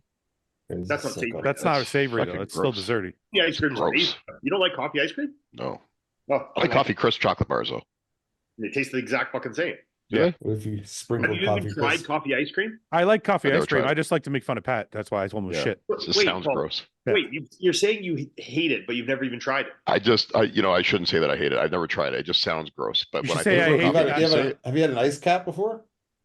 Yeah, I've had one before. I don't It tastes order them just like that. regularly. Well, if it It's tastes like really a good. coffee crisp, then maybe I would like it. So maybe it won't be I smart. think you're picturing black coffee as an I ice am cream. exactly what I'm picturing. Paul, I swear to God, it will never change. You're like the easiest influence person. You're like, I hate coffee ice cream. Maybe And it's you're not like, so "Well, I haven't had it. bad. You know what? I think I do like it. You know what? I love it. It's just like you just go fucking all the way through the spectrum. Yeah, I'm sorry. I never should have said that.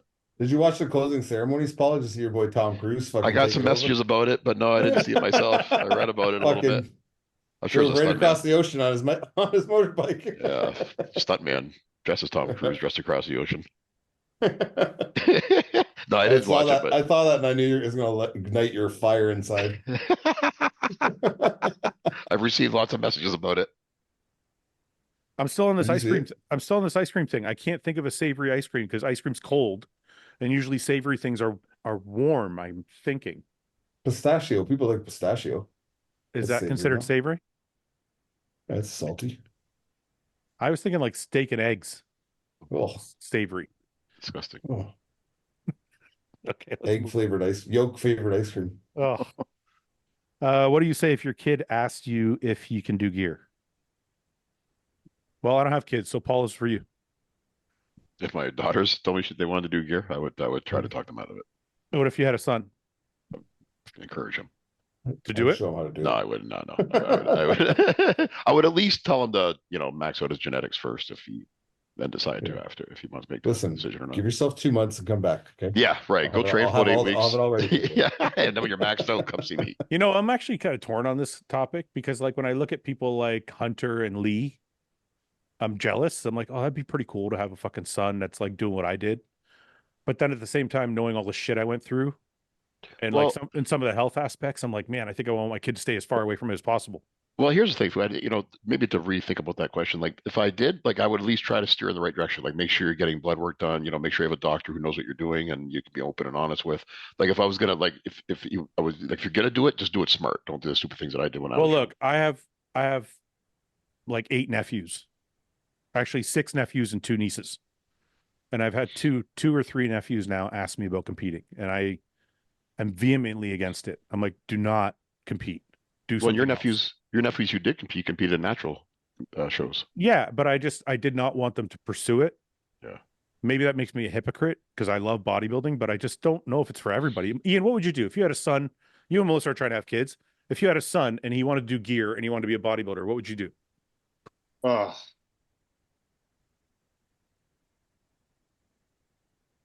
I honestly don't know the answer to that. I don't either. It's tough because I'm like, I said to them, you were away. I said, when I see people like Hunter and Lee, I'm like, oh, that'd be kind of cool to like be able to cheer my kid on.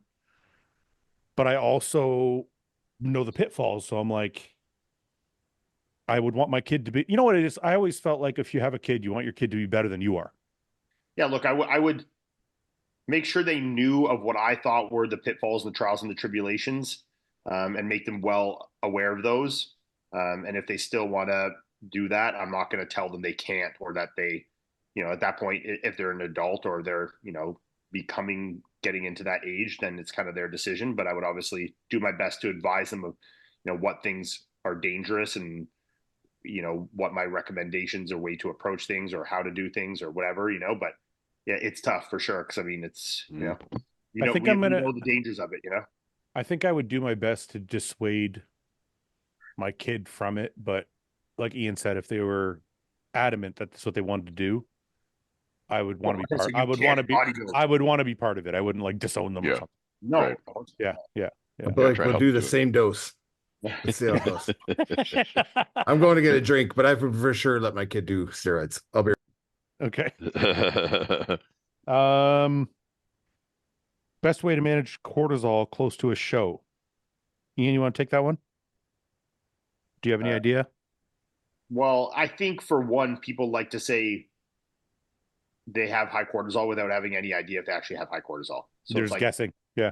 You're just guessing. It's like, I'm stressed out. It's like, okay, I've also been so stressed. What I thought was the most stressed in my entire life and got blood work done, my cortisol was like bottom end of normal. Right. So like, are you really high cortisol, or are you just like maybe a little anxious and stressed and extrapolating that to then high cortisol? If you get a blood test done and your cortisol levels are high, then I would address it with supplementation in some regard, or some lifestyle habit changes, with sleep and stuff like that, and or whatever your daily routine is, But I think I would challenge most people that say that have absolutely no data to back that up, other than just them thinking they have high cortisol. Okay, let's assume, because I've done blood work before where it showed high cortisol. And what did you do for it? One of the reasons was actually not eating any carbs was a contributor to my cortisol levels going up. Does cortisone fluctuate throughout the day? Not cortisone, cortisol. Oh, sorry. Does it fluctuate though throughout the day? That's highest in the morning. Yes. It's a high. It has. Sorry, baseline. Correct me if I'm wrong, Ian, but it has something to do with your hunger and eating, because it's highest in the morning because you're fasted. Is it not?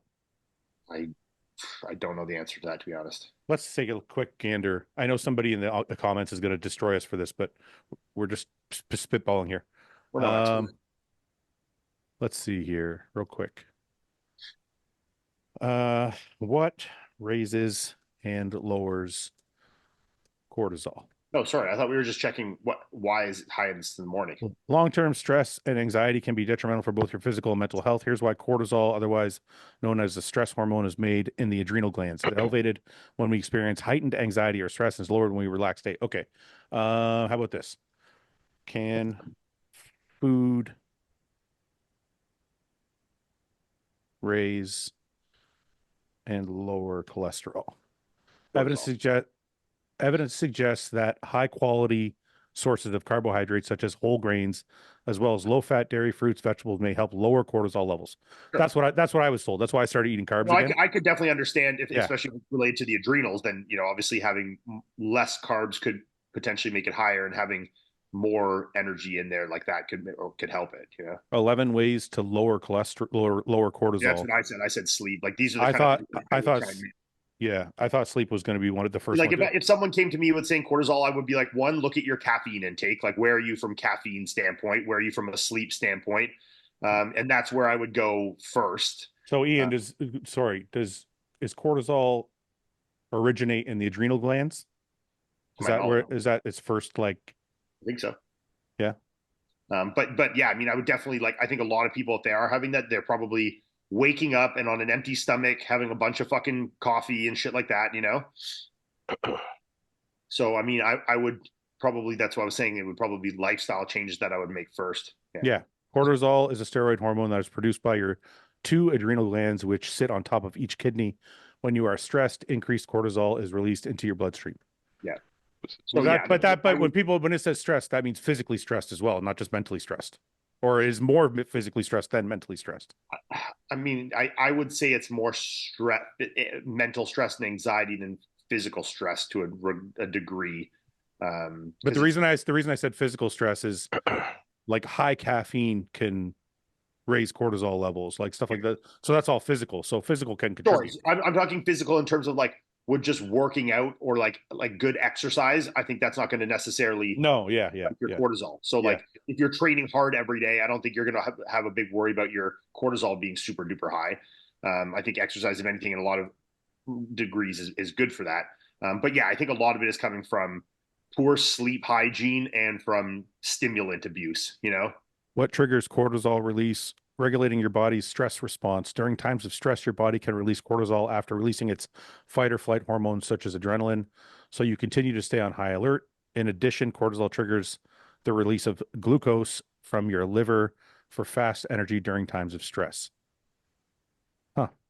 Interesting. It's a good topic. Okay. Let's move on. How do you manage passion, business? For example, charging someone while you're providing a service that you'd gladly do for free because you love it. Mike, it's a good one for you. How do you balance passion and business? I got to make a living. So, I mean, I don't know, like they're saying, like, if I like training people, so therefore I would do it for free. It's like, I don't know. Would you? Okay, well, stupid question. Well, what I think is a stupid question, maybe not. Would you do it for free if you didn't need the money? First, the right people, yeah.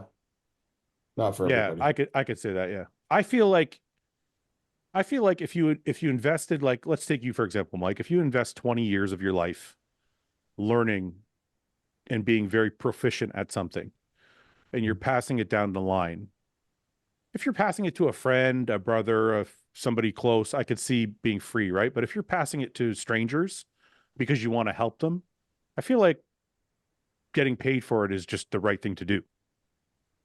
Like, yeah, I've offered to pay people that have told me they would do something for free, just because I'm like, you're giving me something that you learned, and I don't want to just take it from you for free because it took you time and effort to learn it. Yeah. I had that approach when I first came back into training, when I left like my bodyguard work and stuff, because I was helping a handful of guys at Pure, and I had a job, so I was making money, and it was just like kind of like helping them out of like thinking I could maybe help them get ahead or learn certain things, and I had the time on my hands, right? So yeah. I'm grateful for the people that I've met in my life, because everyone that I've trained with never charged me for training. I trained with them and I learned from them, and I got to pass on what they taught me to other people and cultivate my own knowledge and make it into my own thing, right? So I like to pay it forward, and I had that kind of mentality for a long time, but now that I'm doing it as a job, it's like, no, you have to pay for the knowledge that I do possess, that I want to give, because like I've put like my blood, sweat, and tears literally into this, and I'm passing on information that's not my own, that's like been taught over years and years, and that person's information. So it's like you're more inclined to do it when you're I'm sure if anyone came up to you guys and there's like a kid who like you saw had a lot of talent and like drive and dedication, you're like, fuck, man, this kid has it. Or if this girl, like, this kid has it, this person has it, so I want to, like, I know that they're going to appreciate what's being done for them, and they're going to give me everything they got. Right. But sadly nowadays that's not the case. Right. A lot of the time it's very rare. I had a therapist once who will remain nameless. We became very good friends, and I said, hey man, can you just give me a deal? Like, fuck, we've known each other for a long time, like, hook me up. And he was like, if I do this for free, you're not going to take it seriously.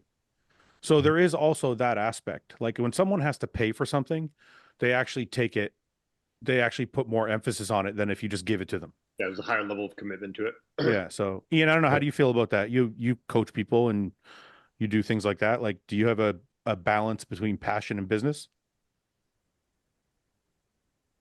Yeah, I mean, to a degree. I mean, I'm bad at it for sure. I mean, I fucking give people free information left, right, and center on Instagram. Like I answer almost everybody that asks me questions. Yeah, that's a little different. I mean, I think all of us do a little bit of that, but like when you have to spend more time, like if you're coaching somebody online for a show or like doing something like that. What's like the question?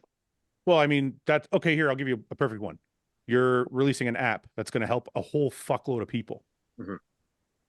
The balance between passion and business. You obviously have to have it, because it's not just like, you're not just giving the app for free. Of course not. Saying my knowledge costs X. Yeah. And I hope that I make something good enough that people want to pay for it and find the value in it. So I mean, I think, yeah, I guess. I mean, I definitely think that people that have skills should be charging for them 100%. I don't think you should be giving out too much for free. But it's yeah. I mean, I'm personally bad at it for sure. So I mean, I'm not the best one to ask about it. I kind of blur the line in the sense that like my whole approach to my YouTube channel was to just provide information to people who could benefit from it and just give it out. And like that's why I've had tons of people like, oh, you need to do this, you need to get on Patreon, you need to get on this for people to pay for you. So I'm like, I just don't feel right. Yeah, see, like doing that. Like I just feel I'd rather, and also it's like the message is lost, right? Like someone could still like watch Iain do something on they could watch his app and they're going to learn lots of shit, but like if Iain physically got the ability to work with you, he'd be like boom boom boom boom boom, and the person would be like, whoa, this is like so different. And it's like, yeah, because that's the value in the experience, right? Like we're giving information, the information should be free, no one should hold information hostage. But like if you want the experience of training with someone, then that's where like it comes into like, now you're getting into like one-on-one with me, and I'm putting all my effort into you. So one person, I want to get paid for my effort that I'm putting in, because I'm going to put in the effort. I'm not going to sit on my phone and text the whole time and shoot the shit about whatever. Like I'm watching every rep you're doing. I'm watching every set you're doing. Like I'm pushing the pace of your workout to like get you a workout. It's not just like grab ass hour. Do you know what I mean? Right. I agree. Which bro and whose wife is the best cook? Who's the best cook out of us? Me? Probably you. You're a good cook, Fouad. I'm a decent cook, but I don't know how good of a cook you are. So I don't think I'm great. I think You're I can efficient. I think You're I can efficient. I make good mashed potatoes. My kids love your mashed potatoes. Remember we were at the cottage? I ate like a pound of mashed potatoes one night when I was fucking drunk as fuck. Hell yeah. Iain kept looking at me. He's like, he's going back for another plate. not mashed potatoes. I think Melissa is I don't know how Kat cooks, but I would say Melissa maybe is the best cook of the wives. Melissa probably for sure. Yeah. Yeah, Tony's not good cook. Should all beginners take? Oh, you're good, babe. Oh, you're good. I love Do you I think love your Andrew? pumpkin pie. Sorry. She doesn't make pumpkin pie, does she? Exactly. No. Okay. Hey, that's a good. Well, that's a good question. What's your favorite pie? Curious now that we brought it up. Lemon meringue or key lime. Key lime or lemon meringue for sure. I'm gonna say something so fucking like it's gonna make me 51%. Coconut cream. I was gonna say chocolate or banana cream. Cream pie. No, but Cream pie, huh? out of the traditional pies, probably pumpkin with Cool Whip. Yeah. Yeah. A That's pumpkin pie with a ton of Cool Whip on it. I'm fucking all I over like that a shit. good fucking pecan pie, bud. right. Yeah. Good apple with some vanilla ice cream on the side. You and your No. fucking vanilla. What? There's no ice cream. No ice cream. Just the That pie. would What? be good. Vanilla is good, is Mike. perfect. It's perfect with Apple crumble. Like an apple crumble. cobbler. Apple crumble. Apple There we go. crumble. Yeah. Apple cobbler. Apple cobbler. Apple strudel. Apple Danish. If you guys come out of retirement and did a full offseason to a prep, who would you guys choose as your coach and why? Who would I Stefan. choose? I like Stefan. I'd probably work with Stefan. I can't think of anybody else I would like. I'd send my picture to check and he'd be like, "Oh God, what's going on? This is a joke, right?" Ian? I'd probably go back and work with Patrick. I'd be curious to work with Stefan. I would like to, but I also feel a level of comfort, and I like Patrick. I'd probably want to. I'd like the chance to work with him again. Yeah. I think Patrick is very much your kind of coach. Yeah. No, He's me and just like Patrick gelled well together, and like I really like Patrick. I would definitely go. Paul. If you could Yeah, I choose like a, Matt as well, but Patrick and I like shared a lot of big years together, and I finished my career with Matt. So if I was going to go back, I would go back with Patrick. Yeah. I would pick either Ben Chow or Ron Parlow. you're just picking friends. Shut up. No, I tell people this all the time. As a judge, every time I see one of their athletes at a show, especially a pro qualifier, they stand out. They're always conditioned. They're always full. They're always ready, and it's always consistent. Okay, we'll make sure we get we'll make sure we cut that clip out and send it to both. No, I didn't mean that. I just saying that. I just something I've noticed as a judge. Let's see. You know what? Let's finish with some trivia. Okay, Ian, it's time for you to lose, buddy. What are we doing? Dinosaurs again? Let's make sure we say our names before it every time. Now that I know Yeah, we need a new system. Someone told me a thing we need to use to do this. There's a way to do this better. Okay, one sec. Let me see. I'll go in my inbox and see if I can search. Should be able to hit like the space bar or something and have your shit light up. Kahoot. How do you spell it? Kahoot. Kahoot. Learning games make learning awesome. Here, let's see. I'll share this You all with you guys. connect with your phones and a code. Everyone gets the answer, but the faster you answer, the more points. Yeah, but we need to be able to connect on the screen. We have to, and you have to pay for it. Fuck this shit. Oh, fuck that then. I'll pay for this. 4-player trivia online free.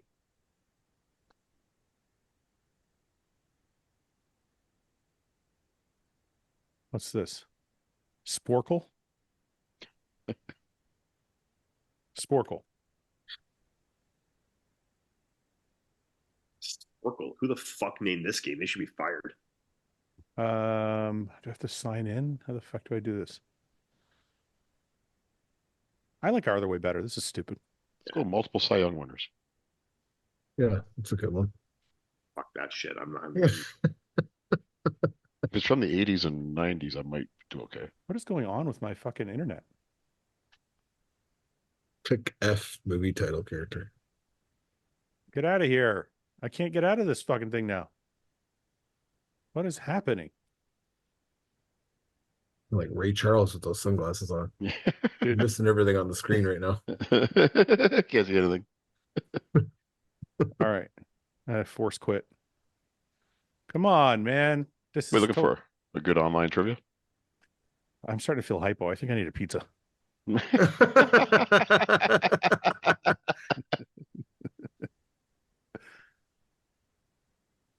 I'm not joking. Okay. So woozy, guys. All right. Let's go back to our original game. Here. We'll go movies. We'll go general. All right. Ready? Yep.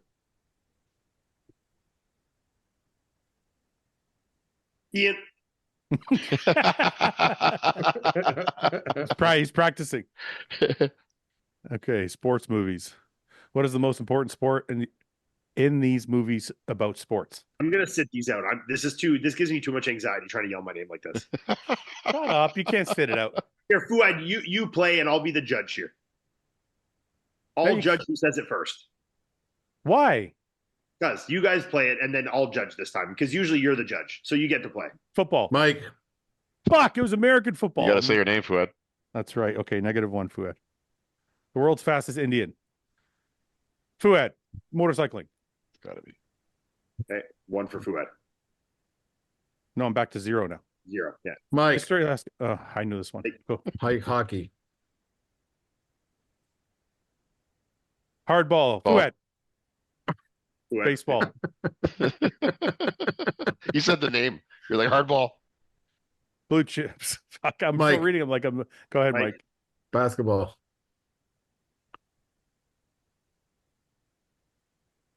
Fouad. You didn't say your name. I Football. know. Oh wait, American football. Well, don't make that mistake again. Yeah. Fouad. Football. Meaning soccer. Well, I said football. Yeah. Fouad. I never heard of that movie. I don't watch a lot of movies. It's with fucking Fouad. Is it the robot movie? It's the robot with fucking Hugh with Jackman. Yeah. Fouad. Fuck. Yeah, just fucking answering them. I know, jeez. Cheerleading. All right. Let's go sport movies 1. Fouad. Mike. Oh, God. I should know this one. Fouad. Paul. Mike. Fuck. What? What'd you say? Fouad. Fuck, I forgot. Oh, yes. Sprints. Fouad. Fuck. You're seeing it before all of us. Yeah. You got I got a second delay. Yeah, this doesn't work. Maybe I need to pull it up on my screen. Different topic anyway. Does anybody have this? Trouble with the curve? Isn't it baseball? Mike. Paul. Fouad. Baseball. Paul, you're first. Babe Ruth. I was definitely first on that. Fouad. You have to expand on it. You should have to say what the movie's about. Yeah, give us a brief synopsis. Yeah. What happened to $1 Million Baby? So we know that you watched Fouad. it.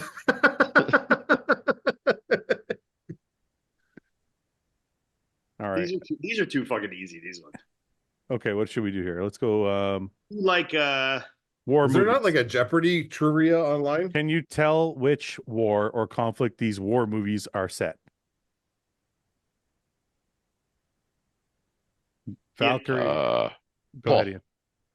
it's You're way behind. Ian said it like 10 seconds before you. I had to think about the World movie. War II? World War II. I think it's World War II. Yeah. Yeah, Ian's on the board. Ian, Go ahead. is it Civil War? Whoa. I helped you there. Das Boot. Never heard Ian. of that. Go ahead. Das Boot. I'm gonna have to say it's. Well, you didn't know. You can't say it if you don't know. I got World War II. German. Wait a minute. What did you say, Das Ian? Boot. I'm saying I said World War One, but I think it is 2. I think it's 2. Okay. Ian's back to 1 point. Fouad. Paul. Vietnam. Oh, Wow. Really? that was That's number not 2. 3. Yeah, Fouad. that's it. They're wrong. I do that one. Fuck. No, Patton. That's World War One. Yep. Oh, Oh. fuck. God, we're retarded. 30,000. Paul. Spanish American War. Fuck. Ian, pianist. World War II. Penis. Sounds like penis when you say it fast. Ian, Go ahead. that's Japanese War. Penis. He's back to what? Dance with Wolves. Fouad. Civil War. We sucked there. Holy We need shit. you need a better game that keeps track. of Yeah. us. Yeah. What do you mean? I'm keeping track. I don't like this platform. You're fucking reading the questions and you know them right off the bat. That's just because I'm good at trivia. Ian. Alien. What did you say, Ian? Alien. It's a prequel? Yeah. Ian. Yeah. Fellowship of the Rings. Fellowship of the Rings. And Ian. Red Dragon. you know, cats never seen Silence of the Lambs. Ian. Batman versus Superman, Dawn of Justice. I said Fouad first. Fuck you. I'll give it to you. I don't know this one. I don't know. How do we go? Terminator. No, it's definitely not the Terminator. I'm just trying to get the next one. Ian, Peter Pan. Ian, Silence of the Lambs. Ian. It's Fistful Butch of Balls. Cassidy? Oh.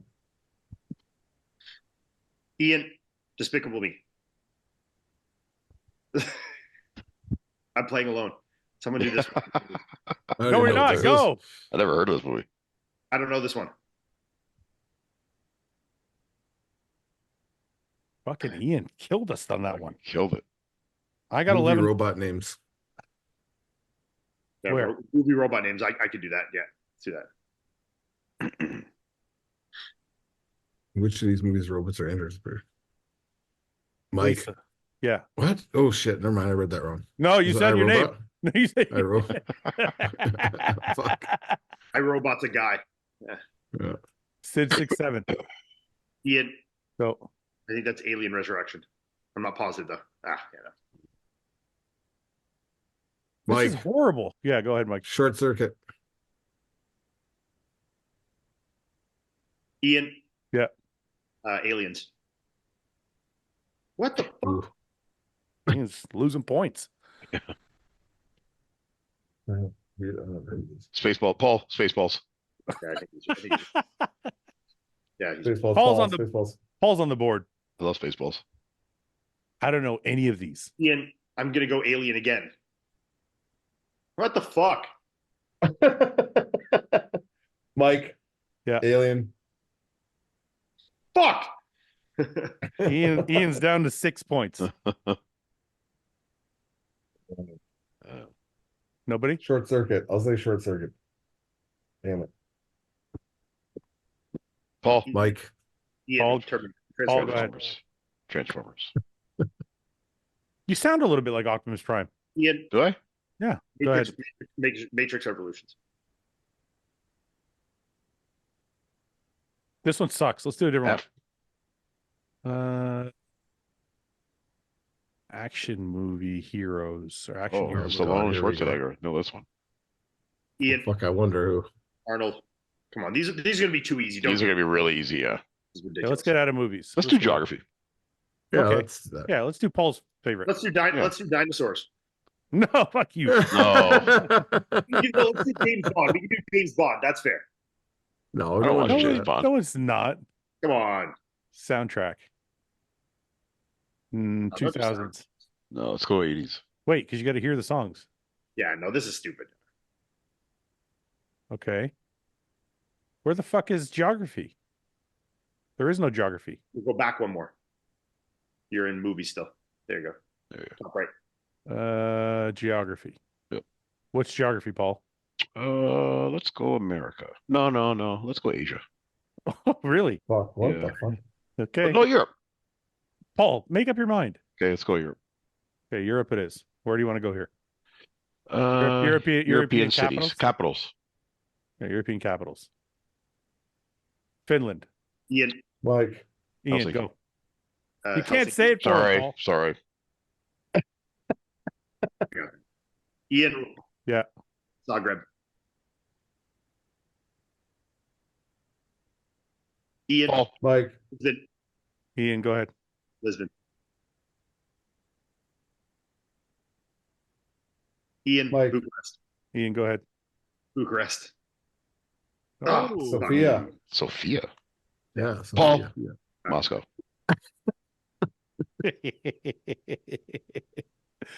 Ian. Yeah.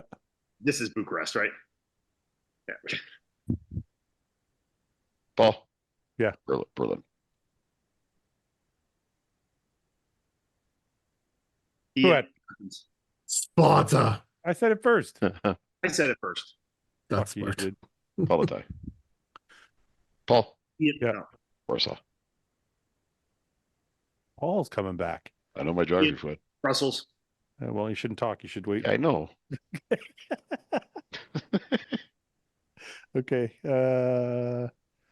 European cities. Let's go European borders. Italian regions and Oh, let's see how Italian this you isn't are, going to be fair. All right, let's do this. What is the capital of Italian region Aosta Valley? Bologna. Nope. Used to be. He says it was Yeah, they changed it. They changed it. Used to be Bologna. Turin is the capital of which Italian region? I never heard any of those regions. Well, You're not Turin Italian. is where they had the Olympics in the winter, didn't they? I don't know. Okay, we're gonna skip this one. Come on, Paulie. Venice is the capital of which Italian region? Who had? Fuck. I knew it wasn't Sicily. Genoa is the capital of which Italian region? Paul. Yes. Calabria. Nope. You're so Yeah, not Italian. Dude. You have no idea how much I love this. Italians consider it. What is the capital? What is the capital? Italians. What is the capital of the Italian region? Apulia. I never heard of Apulia before. Oh! What percentage Italian are you, Paul? What is Oh, the capital about 50. of My mom's the Italian. Paul? What is the capital of the Italian region? Piedmont. Turin. I paid attention to it. Okay, well, you're on. What is the capital of the Italian region? Friuli, Venezia, Giulia. Well, Palermo's the only one I've ever heard of out of those, so I'm going to go with Palermo. Palermo. You're just going by stuff you've heard of. Yeah. Oh, this is where What Franco is the Colombo's from. capital of Italian region? Perugia, Sardinia. Riga. Perugia. Yeah. Nope. Oh, Nope. God. Oh yeah, that's right. You guys both lose a point for that one. What is the capital of the Italian region? Umbria. Maybe this one's Perugia. That's Perugia. There we go. Yeah. Florence is the capital of which Italian region? That's Tuscany. Tuscany. Yeah. I said it first. Fuck you, Paul. It's nice that Paul says yeah after Ian says it. Paul, you're the Yeah, worst. pretty Paul, bad. Paul, you're the worst Italian ever. I got a couple. I'm not the worst Italian ever. I got a couple right there. All right, Italian cities. What is that, Paul? That's the boot. Yeah, but what is the dot? What city is that? That is Cosenza, Messina. Yeah, it's very close to that. What's that one? What? But that one's a little bit more where I'm from. That area. Senza. That's Cotton Zero.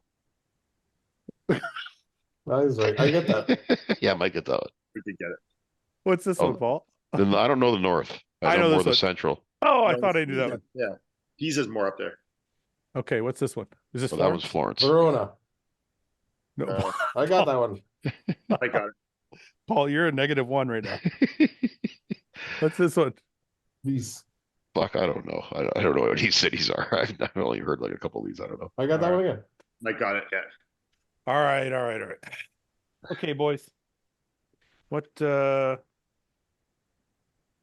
Isn't there a What's show the- this weekend? When's I was just gonna ask you guys. What's the next show? Does anybody Italy's know? the next one, isn't it?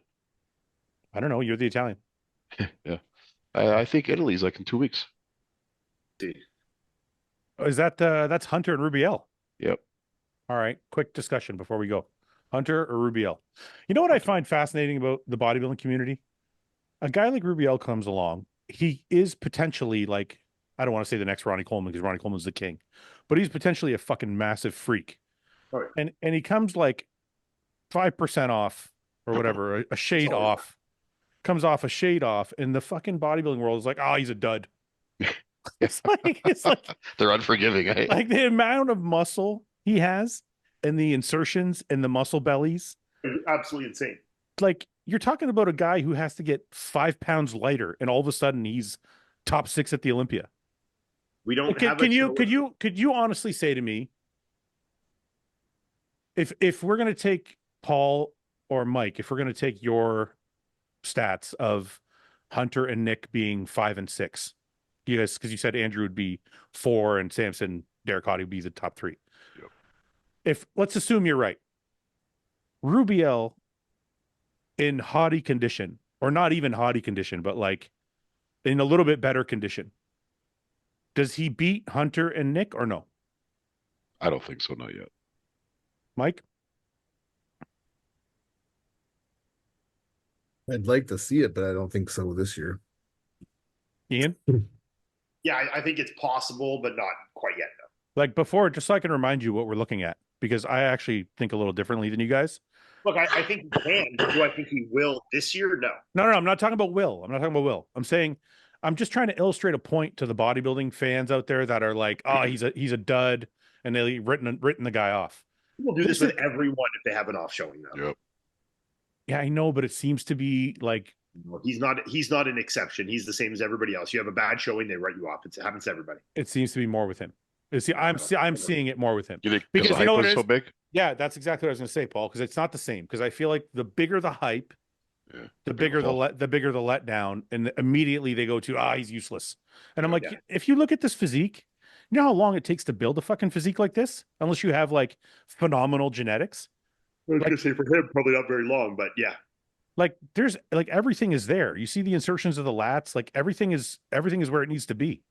He's the freak of freaks, yeah. Like we're talking about a little bit more detail, and all of a sudden, if he's not inside the top 6, he's right there.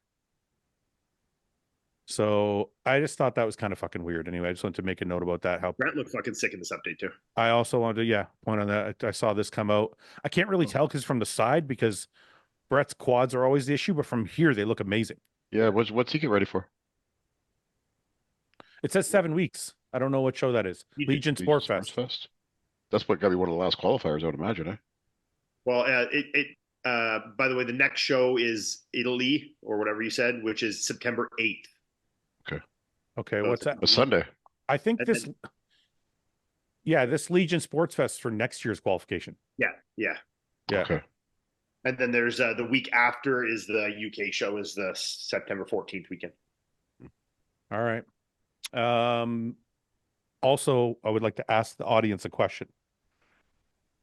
I don't really know how. I more so want to ask you guys. What do you guys think we should do with Detroit? We have, obviously, we want it to be a bodybuilding show, and we don't want to make the show too big too fast. We want to grow it slowly. If we had to add one class, what class would you add? If you had 2 classes, what classes would you add? Or would you keep it just bodybuilding? This is the only bodybuilding show of the year, and that's all that fucking matters. Stuff. I mean, there's 2 sides to it. Like, obviously, there's the purity of keeping it a bodybuilding only show, but then there's obviously like, you know, the promotion of the sport and expanding in the financial side where it makes sense. So, I mean, I understand reasons for both. If I was going to add another class, I would probably add a female class so it's not just adding only male classes. But like your next options are probably bikini or classic physique, you know? I was thinking wellness or classic. I was thinking wellness or classic. Yeah, classic Wellness wellness. doesn't get huge turnouts, but I mean, it could do okay. It's not. I feel like it does well in the can pros wellness, but in the can I just- amateurs not so much. Can I just make this like a little bit of like behind the scenes, behind the scenes discussion? There's no extra money for having I know that. I know. other. So financially, it doesn't help us at all to have More competitors. classic or wellness. I mean, it does because the fans that maybe want to come and watch them, but I always am under the impression that most of the people are going to come watch bodybuilding. Yeah. So it doesn't really benefit us. It actually costs us more money to have the other classes. We have to pay bigger sanction fees. So Prize money. it's not a financial thing. It's more of I'm just thinking of the show itself. Like, is the show more prestigious if it's just bodybuilding, or is the show more prestigious if we grow it to the point where we have every class? Yeah, I mean, it's both. Because I mean, like, the shows that are held in the most prestige have every single class. Like the New York Pros, the Arnold doesn't.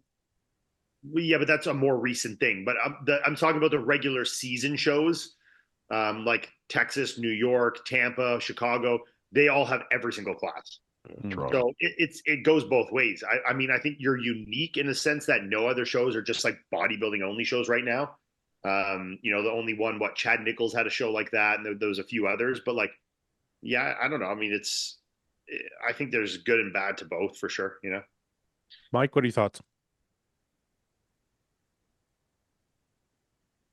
I know you're very like do it your way kind of person. Don't do what everybody else is doing. So I'm kind of curious what you have to say. mean, I think, like, are you trying to do it for this year? Or are you just like spitballing ideas like going forward? No, just spitballing ideas. Look, this year, if we add a class this year, to be 1, maybe 2 tops, because we don't want to, like me and Paul and Ben have already discussed, like we don't want to grow the show so fast that it ends up hurting us. We want to make sure that we can do the best job possible for the athletes. So if we all of a sudden have fucking 150 athletes, 150 pros, not amateurs, if all of a sudden we have 150 pros competing at the show, I don't feel like we can do the right job or have the right amount of sponsors yet to handle that. Yeah, not yet. So I feel like 1, maybe 2 extra classes tops, or do we want to just say, you know what, we're a bodybuilding show and that's what we care about the most and that's what we're doing? I kind of feel like I'm not leaning that way, but I don't know how Paul and Ben feel. I feel like the same. Like I want to grow it slowly. So adding 1 class, perhaps 2, but Yeah. adding 1, I'd like to. Yeah, like if I had to add 1 class, I'd add classic. Yeah. What if you had I had 2? If I had 2, I'd add wellness and classic. I agree. And those seem to be the 2 that we're getting the most requests for. But I think we feel the best about those classes too, because we all enjoy watching classic. And you're also bringing in that audience of that's wanting to see that, right? Yeah. There's a lot of kids a lot of younger people coming into the sport that are super jacked about classic physique. So yep. You're gonna pull them into that show and get them to watch and everything. So, Iain, we're gonna leave this one to you. So you're making your comeback at the Detroit Pro, and Chris is gonna do classic there. Oh, I thought Chris was doing open. Oh, Chris is doing the open. Yeah. No, let's not be unrealistic. He's just gonna do. Well, that's the unrealistic part. Well, that meant physique for Chris too if he does that class too. Chance if he is doing the show that he would be doing the open, not classic. Okay. Anyway, we won't beat that dead horse. We played that joke last year, but Iain may make his comeback at Detroit. I know James is already showing some interest, and the nice thing is we're at March 29th, which is 2 weeks after the UK and 4 weeks after the Ohio Arnold. So hopefully we'll get some of those guys all come. Hopefully Martin will come back to defend his title. Well, look, I know Samson is also showing some interest too, so he might just come. He might just come mop everybody up.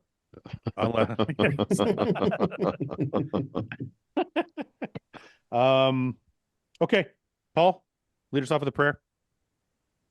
Okay. Oh wait, sorry, real quick before we go, I feel wrong for this because we did not. It was something I wanted to cover and we didn't. So we'll just do it really quickly because we were talking about it. So 2 things. Derek's latest update, progress update, physique update. If you had no helmet laws in Detroit, would you drive without a helmet? There is no helmet laws in Michigan. What the fuck does that have to do with Derek's fucking? I'm just curious. Because I was like looking at these sunglasses, I'm like, man, I feel cool just driving my motorcycle with just these, no helmet on. You know? They don't have helmet laws in Michigan. Those sunglasses are not You don't cool. live in Michigan, you live in Windsor. You said Detroit, didn't you? Oh, sorry. I mean in Windsor. Oh, sorry. I thought you said Detroit. There's no helmet laws. Probably did. Listen, if you took I-75 from Michigan to Florida, there's no helmet laws all the way down there. And you would still wear a helmet? No, I wouldn't wear a helmet. You wouldn't? I mean, I don't know. I rode with no helmet in Florida. It's really fucking like freeing. It's nice, yeah. But it's also a really fast way to die. Yeah. So, okay. More importantly, I don't know where the fuck. Okay. Derek's latest update. I know it's like dark, but fuck, he looks like he's in shape already. The one thing I didn't see last year when he was on stage, and I don't see in this update that I'm hoping we'll see on stage, is a little bit more detail in the hamstrings. You can't really tell because the lighting's so dark here. Some guys, like, if you don't have that there, you'll never have that there. It's just like not where the lines of your hamstring go. I don't think you can create that, you know? That's how I feel like. I don't know if I agree with that, Iain, because there's 3 different muscles there. Like, you should be able to build them and develop them to have this. He last year was completely skinless, and you don't have those, you're not going to ever have them, you know? Yeah, but is it a matter of fat loss or is it a matter of development? I don't think he's. I don't think attachments. Yeah. You don't think he's what? I said I don't think it's a development thing. I don't know. Yeah, I'm not like pretty small to me. I'm pretty sure he hasn't developed all the way. I'm not blown away by his hamstrings. That's all I'm saying. I'm not like they're not overly They're not overly developed. They're not like a corded, but you'll see guys with no hamstrings that are like small and from the side there's nothing, but they turn to the back and they're fucking like Yeah. You're right. over. You're right. So I about don't think that. it's a muscularity issue. I think that's literally just you see some guys' hamstrings that are minimal definition, you know? I don't know though, because you see there when he's starting to get into it, you can't tell because it's dark, but I see a little bit of a split here. It's it's almost like a posing issue because when he sets it back, it goes flat. I mean, for me, no matter how peeled I got, I never had like crazy. Actually, that's not true. Or maybe I did sometimes, but yeah, I mean, there's some guys that just don't really have that. Like, you know, even if they're really, really lean or if they have a lot of muscle, it's just their physique. I think Andrew's similar. Andrew, yeah. Samson's latest update.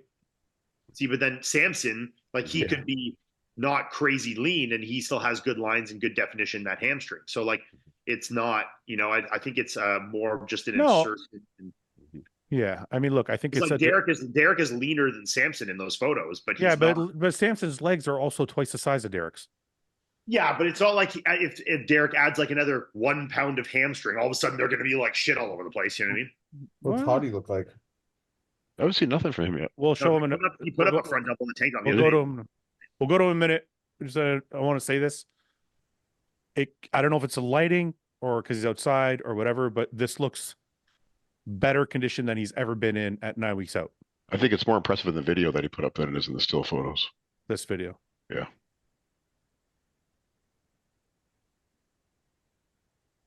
So, Paul, where do you have Samson winning the Olympia if he keeps progressing in this manner? Yes. Ian?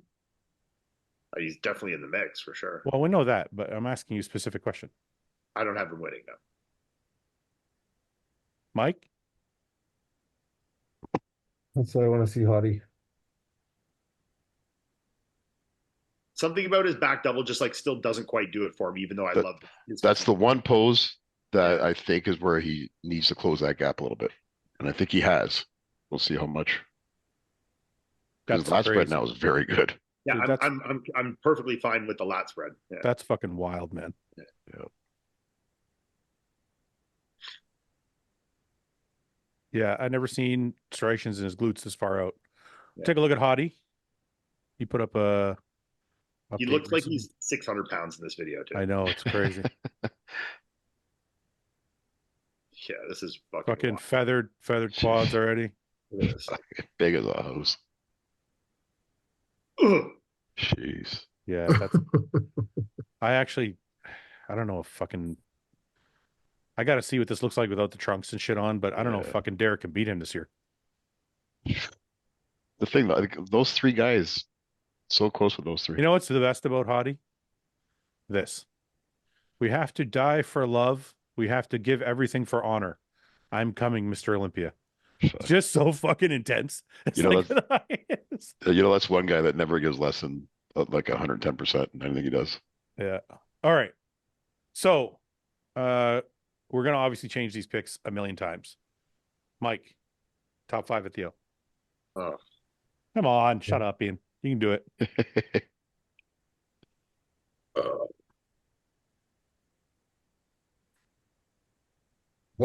This isn't what I want. No, it's what you think. Okay. Hottie, Derek, Samson, Andrew, Nick. I think literally the exact same as Mike. Paul? Samson, Derek, Hottie, Andrew, Nick, possibly Hunter. I think Hunter and Nick are going to battle for 5th. Samson, Hottie, Derek.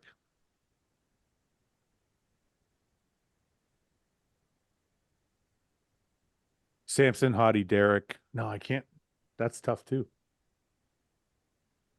I'm just going to say what I want. Not what I want, but what I... Okay. Samson, Hottie, Derek, Andrew, Nick, Hunter. Does Hunter beat Nick? That's what I think is going to be really close. I think Nick's too good from the back. Perhaps, yeah. That's where he's going to make up his ground for sure. And what about, there's still like Curry's still good. Forgot about Brandon. To Hunter, I forgot all about Brandon. Yeah. Fuck. All right. Well, we got like 8 weeks to figure it out. So Mhm. I have to bring put our analyst hats on so people know what the fuck they're talking We'll have about. a bet where we really win something. Yeah. Yeah, Well, this I is a big think, one. This one. I think, like I said to Ian, a little while we were talking ago, and I said, I think whoever wins the Olympia wins the entire season. No, I agree. That's great. Yeah, but what do we get though? What do we get? Choose. Ian's like, I want all those fucking shows for nothing. That's crazy. Yeah. This is madness. Okay. We'll figure it out. Paul, lead us off with a prayer. Okay. I'm sitting here thinking about what to do. Well, dear leader, let us bow our heads. Here, wait. I got something for you. I think I got something for it. I got something good. Okay, send me something. Yeah. Yeah, because my back is hurting sitting in these stools. Okay.